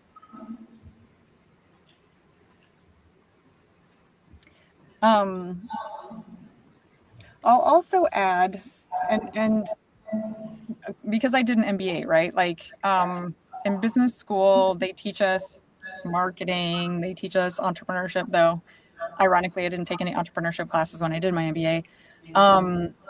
They teach us economics, finance, like basically all these business functions. And one of the things that stood out to me, even when I was doing my MBA, capitalism, right? There's this guy, Milton Friedman, who wrote a paper, an academic paper back in the 70s, and then he wrote a bunch of op-eds on it, which was making the case of companies should only pursue maximization of shareholder value, and it's the way that they create the most value for society overall. And ever since then, all the corporations and all the capitalists have been playing this Milton Friedman card of like, we should only be focused on maximizing shareholder value. We shouldn't be focusing on anything else. But if you go look at the science or the paper assumes, as all economics is assumed on things that don't actually exist, it assumes that there are no externalities, that the company is responsible for all the negative externalities. So if it damages the environment, it pays for that damage. If it hurts a society, it pays for that. And the government's role is to ensure that that happens. So this is all built into the theory, but none of that is being practiced, right? They skip that part. Exactly. People are just picking and choosing the things that they want to say to justify, pursuit of money, essentially. Cherry picking. Yeah, exactly. Cherry picking. The other thing, and because you guys studied science, and this blows my mind, economics isn't tied to science. Economics does not recognize physics. It doesn't recognize planetary boundaries. There's a great paper. It's massive. I would recommend the abridged version called the Dasgupta Review. Are you guys familiar with the Dasgupta Review? No. A British economist was tasked by the British government to study economics, like go look at economics and determine how does economics account for nature. And the short version is it doesn't, right? Like economics assumes that nature is free and unlimited. And neither of those things are true, especially when you acknowledge the fact that there's a finite planet, right? Like there's definitely limited nature, and nature can regenerate itself, but only if you assume it at a sustainable rate, right? And which is what we're not doing. And so this whole paper talks about that, and then the full extended version has lots of equations. And I'm like, how many equations do you need to understand this concept? Like, very intuitive. But still, like just a few months ago, there was a Harvard Business Review magazine I subscribe, and sitting on my desk, and it said, why is it so hard to grow once you get big? And I'm like, physics, right? I was like, what kind of question is it? Why do you even have to ask this? Anyway, I have a bee in my bonnet about economics, how it's practiced. Luckily, there are a lot of, they're unfortunately kind of on the fringes, but they're rethinking economics. They're like, how do we bring boundary values into economics? How do we acknowledge, finite planet in economics? How do we reconcile the fact that none of the assumptions of any of our principles are actually apply? Like how do we just reform all of this to make it make us sustainable?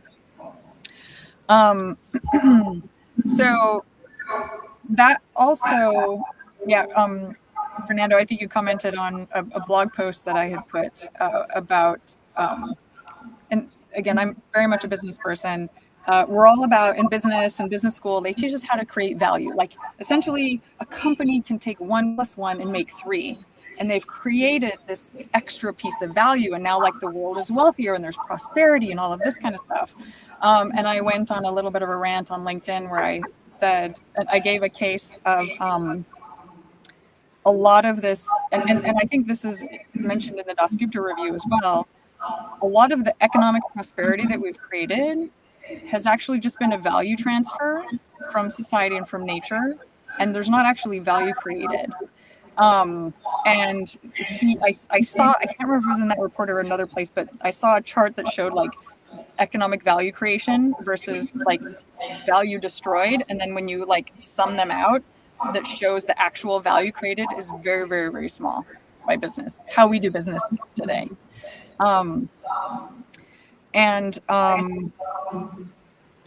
my last part of my rant. Just tell the whole picture of my rant. I loved it. I will share it. I was ranting because Australia is put in place a law that basically will take any profits away from companies if those profits were earned by destroying the environment.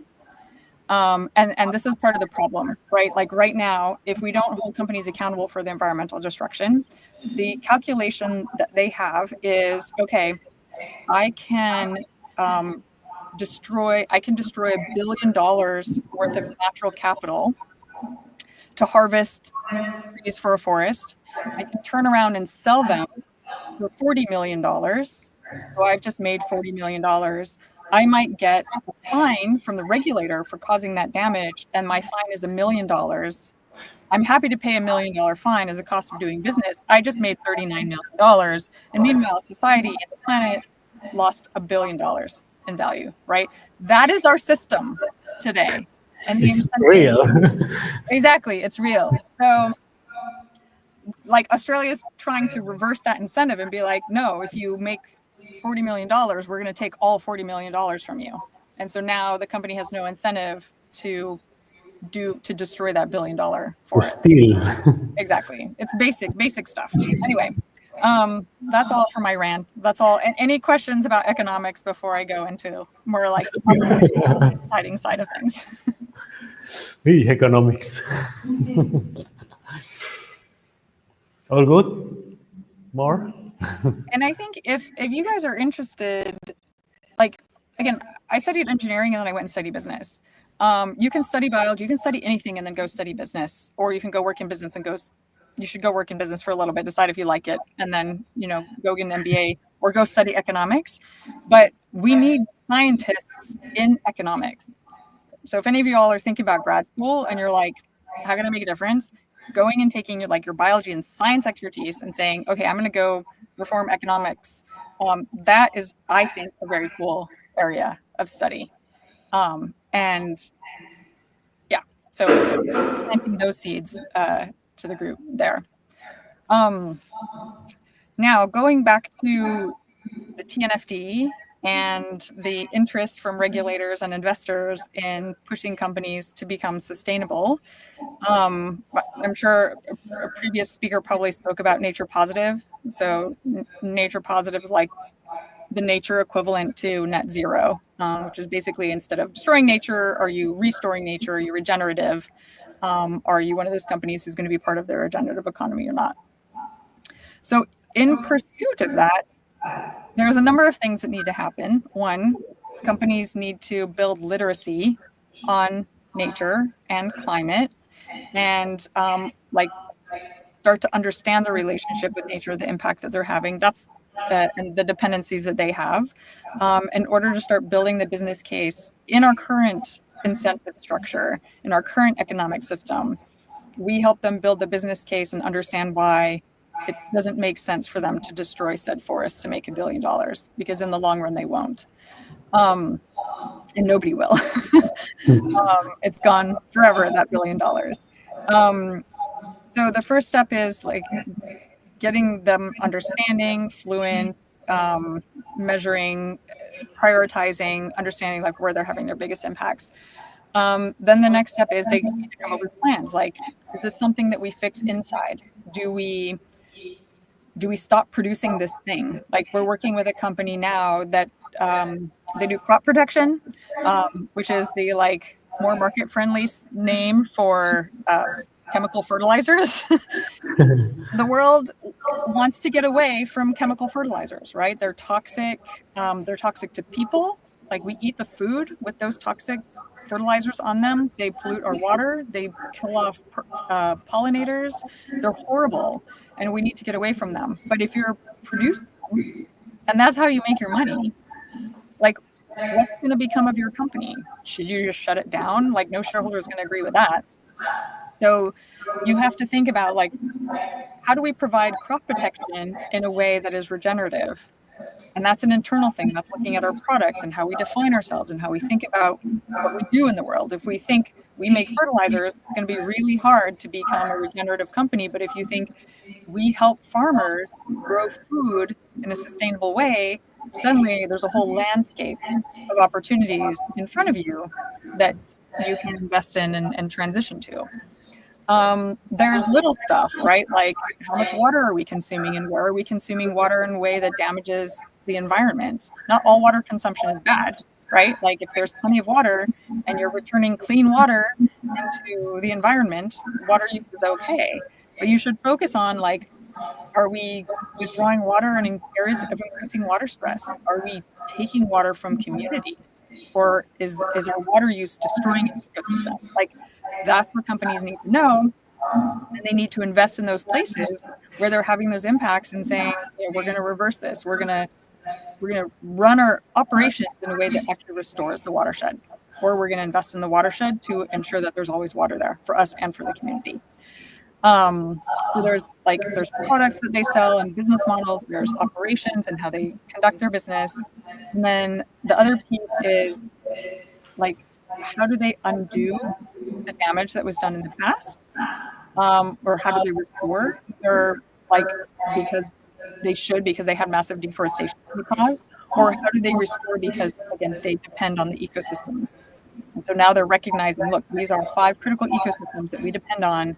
We need to invest in them to make sure that they're always providing for us and the others that depend on these ecosystems. And that is creating a whole industry of like nature tech, essentially. I guess we'll boil it down. And there's all kinds of technologies and practices like project developers and validation assessors and certifiers. Like there's a whole industry up around helping companies become regenerative or do restoration. I'm not sure if the speaker spoke about this, but we tried or have been trying to do that with carbon markets and incentivizing. We've been incentivizing tree planting and weird things like CDR. When they take the carbon out of the atmosphere and put it in the ground, which is like such an unrealistic thing to do. But anyway, like it's been focused on that and not focused on kind of nature, right? Nature stores the most carbon when it's in its natural state. So how do we restore ecosystems? How do we restore nature back to its natural state so it can work for us and provide for us the way it always has been? And so it's just a lot harder to do than basic tree planting. And we need scientists who can come help advise. This is how you do this restoration. This is the keystone species or the nematodes that if these nematodes exist, it indicates a healthy environment and you're progressing in the right direction and this is working. Like, how do we know stuff is working? How do we know it's going the right way? On top of that, where science is needed is what should we be restoring to? Because the climate is changing and the ecosystems are changing in response to the climate. So should we be restoring to what this ecosystem was 100 years ago if that isn't visible anymore? And there should be a different kind of ecosystem or an evolved ecosystem here? Like, how do you restore that? That's a super difficult scientific challenge, right?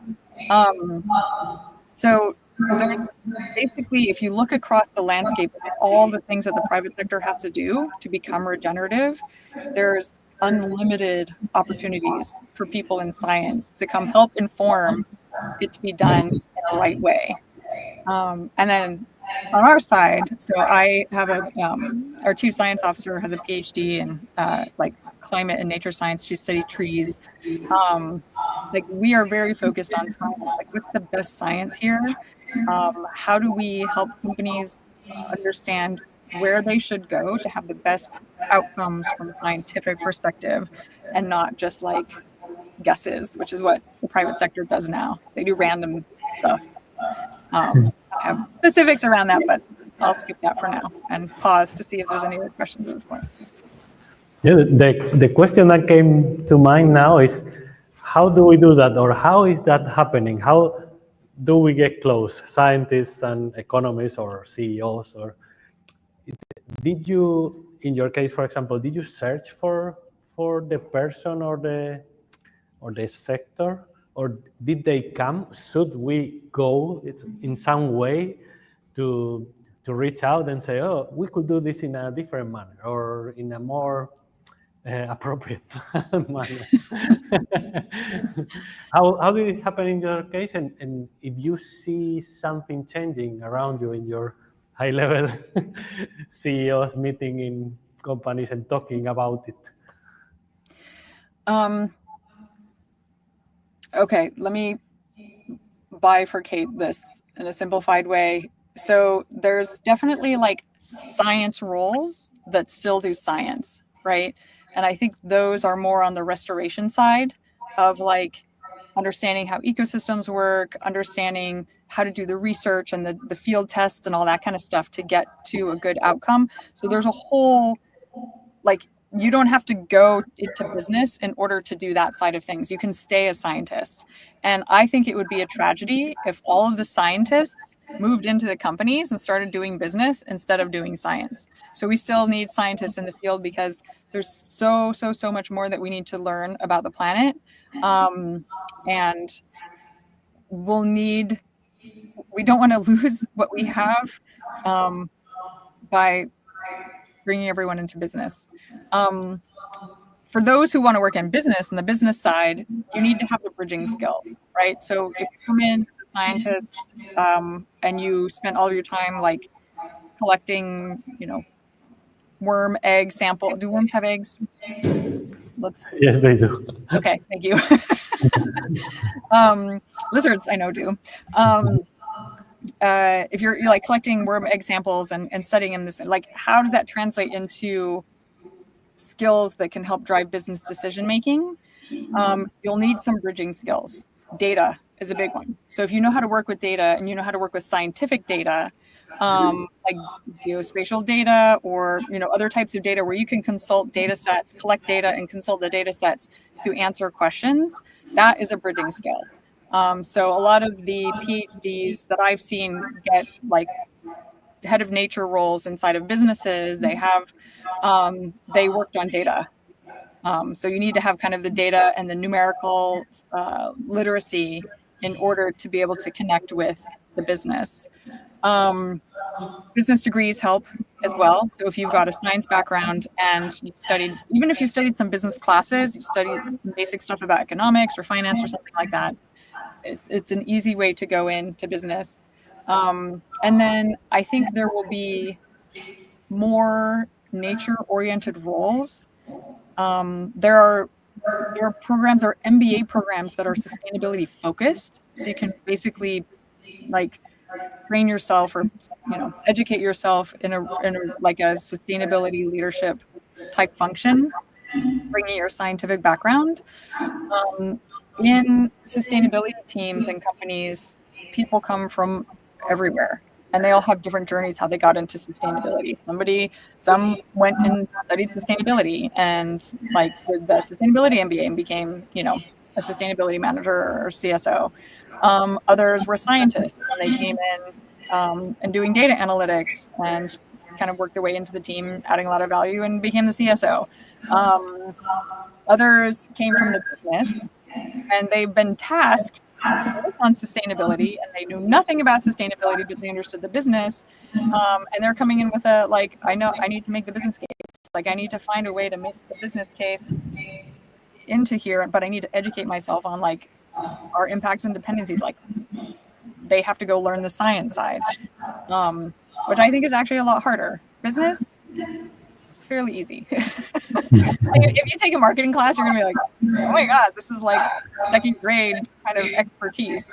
And I'm overstating, but the reason I say that, I was, when I was working in engineering and marketing, like nobody in my department had taken a marketing class ever in like how many decades that they were there. And so I went and signed up for a marketing class and I'm like, this is really ridiculously easy, super obvious stuff, but it's only obvious after it's been told to you. And I'm not saying business is easy, business is hard, especially I'm a founder and it's really hard to start a business, but it's not the business principles that you study are not rocket science. Finance is not rocket science. And I found it super interesting. I mentioned I went and worked in financial services. I was always curious, like, Goldman Sachs was the what do you call it? The vampire squid, right?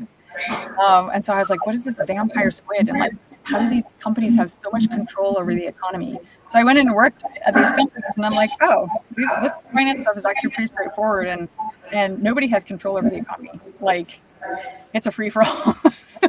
Free for all. Like, there's no control. Like, nobody has control over anything. That's one of the things that I learned working in finance. But just some people are better at kind of reading how it works and managing risk. Essentially, really good finance managers are good at managing risk and hedging and helping other people, you know, make good and bad financial investments.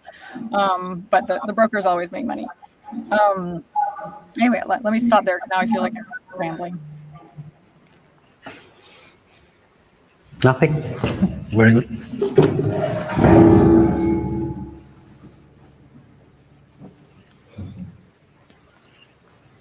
Hi. Megan, thank you a lot for your speech.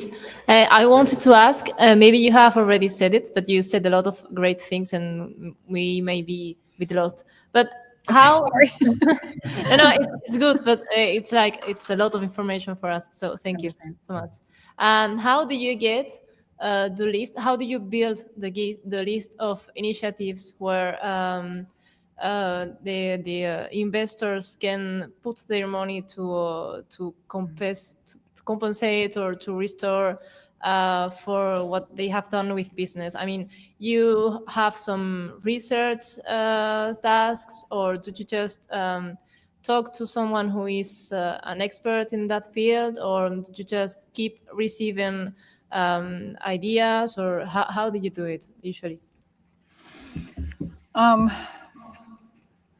Let me see if I understood the question correctly. Are you talking about like the financial infrastructure? Like, how do we get money flowing to the businesses to do science projects, or is it more about going into the space from a career perspective? No, it's more like where do you get the information of which kind of initiatives are available for business to invest? So do you have some lists, some resources? So there's a couple of newsletters that I follow. A couple of they're expensive, but maybe university has subscriptions. One is called Environmental Finance. One is called Carbon Pulse. They do a lot of research on like, you know, who has a new nature fund or a new climate fund, or who invented a new like business model. There's And the free version of the Carbon Pulse and Biodiversity Pulse, it's enough to investigate, because you get the titles. You cannot copy and paste, but you can write on the other side and then investigate. So you get enough clues from the free version. That's a good point. The headlines are enough to kind of tell you what's going on. Also, Responsible Investor. It's another journal that I never read their article because I can't afford the journal, but I do read the headlines. That's a great point, Fernando. I don't remember that one. It requires more work. Yeah. And you kind of have to wait until like the rest of the news organizations pick up the news to find details about it. But yeah, it works. There's also like Finance for Biodiversity. There's all these like Climate for Nature, Nature for Climate, Biodiversity for Investor, blah, blah, blah. Like, it's so hard to keep track of them. But what I can do is over the next week, I can put together a list and send it over to you, Fernando, and then you can share with the group. We don't deserve you. There's several that are free, and then and some of them point back to the journals I mentioned, but they also uncover their own stuff. There's one in particular, it has the word climate in it. They also show really interesting jobs. It's a short job section, but in my experience, for all the like climate and nature jobs out there, they seem to somehow consolidate like the most interesting ones. So I'll flag that as well when I send it. And then it's just spending time in the space. And to your point about like asking, should you schedule calls and meet people, and 100%, like anything that you want to do, reach out to people that are doing that. And ask for 15 minutes of their time. Say, I'm looking to do a career in this space, especially if you just graduated or something. I think it's really cool that you do X, Y, and Z, and would love to learn from you because I'm looking to pursue a career in the space. People are like, now with all the AI, people are inundated with cold outreaches. So probably 9 out of 10 will ignore you. But if it's a student, I take 100% of requests that I get to meet with people interested in coming into this space. So there are people out there who will take the calls and spend the time. And especially if you invoke, like if you're doing it just coming out of university, also use your alumni association. Alumni associations are very helpful in like accessing people and getting introductions. But one of the things, and I learned this actually in high school because it's a life lesson I've carried with me my whole life. I had the opportunity to take the advanced academic exam to qualify for college credits in mathematics, and I didn't take it because I assumed I wouldn't do well on it, which was so annoying when I still look back at that decision. But I saw the exam afterwards, and I would have got a 5 out of 5. It was so easy to me, and I was like, why did I count myself out of this opportunity? And I missed this, and now I have to go take these college classes that I could have tested out of, right? So what I learned was you get 0% of the opportunities you don't go for, right? Even if you get 1% of the opportunities that you go for, it's amazing. It's shocking and amazing. And I have been shocked and surprised again and again in my life. Things I didn't think were accessible to me. Not everything, but more than I had anticipated were able to become a thing just because I went for them. So anything that you want to go for, go for it, try it. There's no harm. You're not going to lose anything by going for something. Right? But don't say no to yourself. And same with networking, right? Reach out to people that you want to talk to. Some of them will come back to you, and then they're going to meet you, and some of them are going to like you, and some of them are going to make intros for you, and some of them are going to help you get a job. But the people, and I see it in my local community. The people there don't have an education and don't have the encouragement to go out and do networking. And I'm thinking about doing a networking workshop for the people that live in my apartment building, because I see them being held back just by the fact that they won't pursue stuff. They don't think it's accessible or reachable to them. So you guys are lucky you're getting an amazing education, but don't let anything else hold you back, and especially don't let yourself hold you back, right? Reach out to people and network, and networking is the most amazing way to learn about the world and to get access to opportunities and to find stuff that other people can't find, and to answer all the questions that you just asked. Dito. That was wonderful. Thank you. Can I ask you another question, or is alguien quiere preguntar? Sorry, which part of all this new situation on business do you think is going to be played by citizen initiatives? Do you think it could be some place for them, or do you think private business is going to have the most, the most playing part? No, I think the lever is citizens. If citizens aren't behind a regenerative economy, it won't happen. And when I get the question about what's the single most important thing that someone can do either as a business manager or as a citizen, is vote, or use your whatever political power you have to influence policy, because policy is going to be the biggest transformational thing. And I learned a fact. Has everyone heard about the Zohran Mamdani in New York?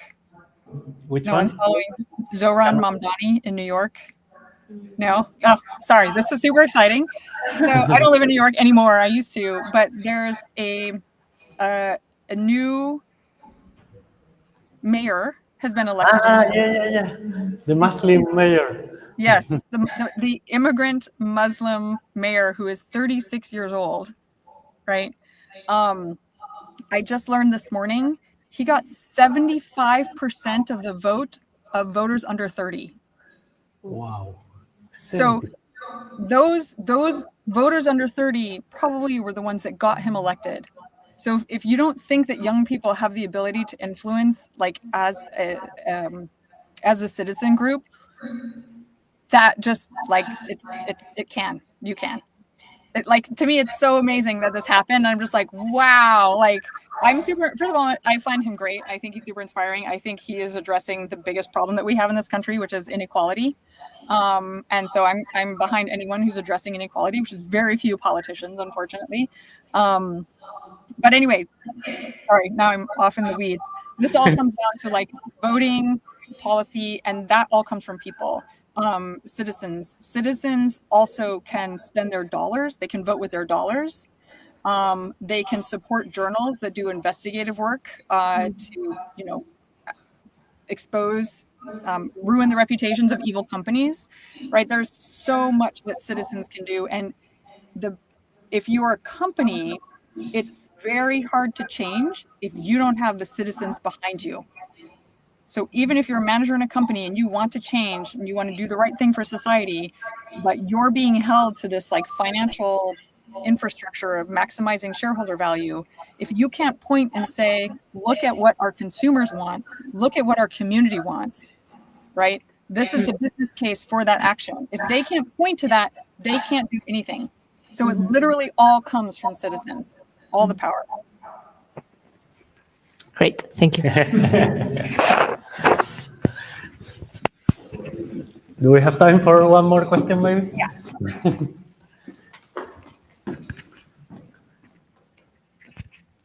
Hi, Megan. I'd like to know if you have some book that you consider mandatory to get introduced in the financial market to can understand it.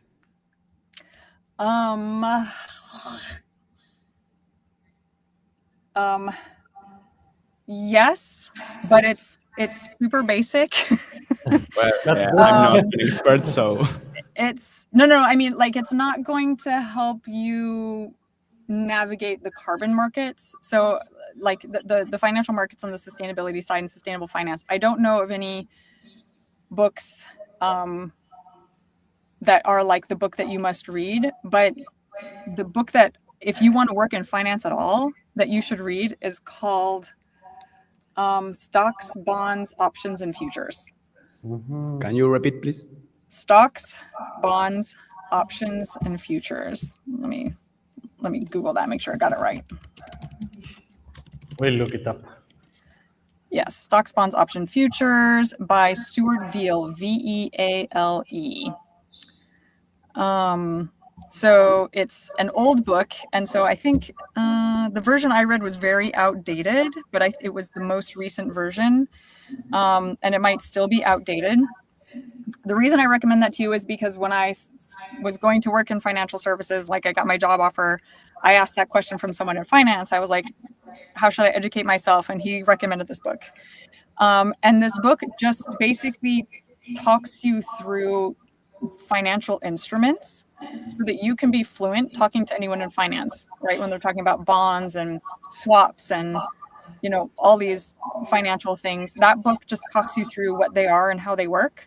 And like, it's accessible. You can read it and you can understand it. But then everything else all of finance is based on those. It's based on these like handful of instruments, and all this financial innovation that they do is just layering those different financial instruments in different ways, or different hedging, or different, identifying different versions of risk and all that kind of stuff. But it's hard to understand like CDOs and all these other like sophisticated financial engineering mechanisms, instruments. You can't understand them unless you understand the basics, and that book talks you through the basics. Okay, that was what I was looking for. Thank you. Okay, good. And if I may, just to build on that question and that question, you mentioned at the beginning you arrived to the sector and you were the only woman, or there were no other women. Are there now any other women or interesting profiles that we should follow, to learn more, maybe on LinkedIn or other social media? Who would you recommend? Or Oh, there's a lot. Okay, so just for context, in climate, there are not very many women in climate. So, okay, I studied engineering. I was one of 6% women. I went to work for a big old engineering tech company. There were very few women. And then you have like tech, like the tech industry, like Silicon Valley tech, very few women. It's very like tech bro, right? Like tech bro is a thing, like they have a mindset, and I find it, well, this is being recorded, right? Okay, I'm just gonna stop there. So they have a mindset. And then the tech bros were becoming climate tech bros, right? And there's finance bros and farmer bros, like there's bros all over the place. But in my journey, it's been tech bros, finance bros, climate bros. Nature is a bit different because like one of the things that when I saw the first nature conference that I went to, it was so diverse, not just in gender, but in background and nationality, in like areas that people studied and what they focused. Like I love the nature space because it embraces so much more than like even how we think. Like there's a really interesting podcast called the Overpopulation Podcast, which if you read like the main climate drivers, and according to the IPCC are two. One is consumption per person, and the other is persons, the population size. And here's an interesting side note. Well, I'll come to the side note in a second. All the policies are focused on consumption. There are no policies that focus on population, and you don't need a policy, you don't need a population policy that is like China's one-child policy. You can empower women, you can educate women, and that will naturally bring the population down. And actually, it's happening in the developed economies. The population is starting to come down. And here's my side rant: the economists are freaking out because according to economics, you need to have unlimited, infinite population growth in order to generate prosperity. So here we have this gift of like, naturally humans stop reproducing when they reach a certain level of prosperity, and that you empower women, educate them, and give them jobs and all this kind of stuff. And it's an amazing natural phenomenon, and the economists are fighting against it as though it's like the worst thing in the world. And they're pronatalists. So there's all this terminology on this side about, but anyway, the Overpopulation Podcast educated me about a lot of these things, but they bring in a lot of perspectives around like animal rights and human supremacy. And they speak to a lot of different people with a lot of different perspectives. So I find the space to be very compelling. I'm constantly learning in it from different kinds of people, different perspectives. A lot of indigenous knowledge is infused in the space, which is so foreign. Like I tried to explain to somebody from Ukraine that indigenous culture, indigenous mindset is so different. She was trying to compare like American culture to Ukrainian culture as being so different. I'm like, no, we think the same in these capacity around like the planet is here for our service and we are the superior and all the animals are for us. Like that is a dominant mindset across most cultures in the world. All the modern cultures, I don't call them modern cultures, that's the wrong word, but like the dominant cultures, we are all part of that dominant culture. But there are other cultures out there that think very differently, and they have incredible ideas and like just like mind-blowing perspectives. Like some indigenous cultures don't acknowledge time, right? Like the past and the present and the future is all here together with us now. Kind of my brain can't even comprehend that, and yet that's how they live, right? So there's so much to learn from all these different perspectives, and it's one of the things that I love about the nature space. It is very diverse, and I hope that it stays that way. And I have noticed in the past year, more, I call them blue blazers. The finance bros are starting to come into the nature space because of the nature finance that's going on. Some people say it's a good thing because it means the money is coming in. So that's good. But I do worry about it becoming like climate tech, where the certain voices dominate and other voices are suppressed. But I encourage all of you to come into the space and bring that diverse viewpoint and keep it strong. Well, I mean, that's a wonderful point. Not to take more of your time, I think you deserve an applause.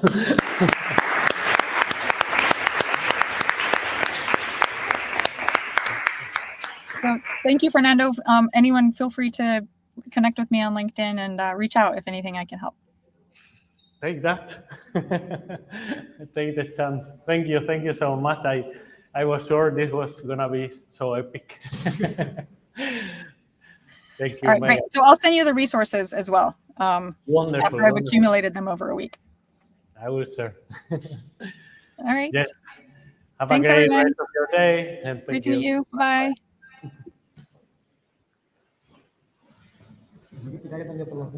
Correcto.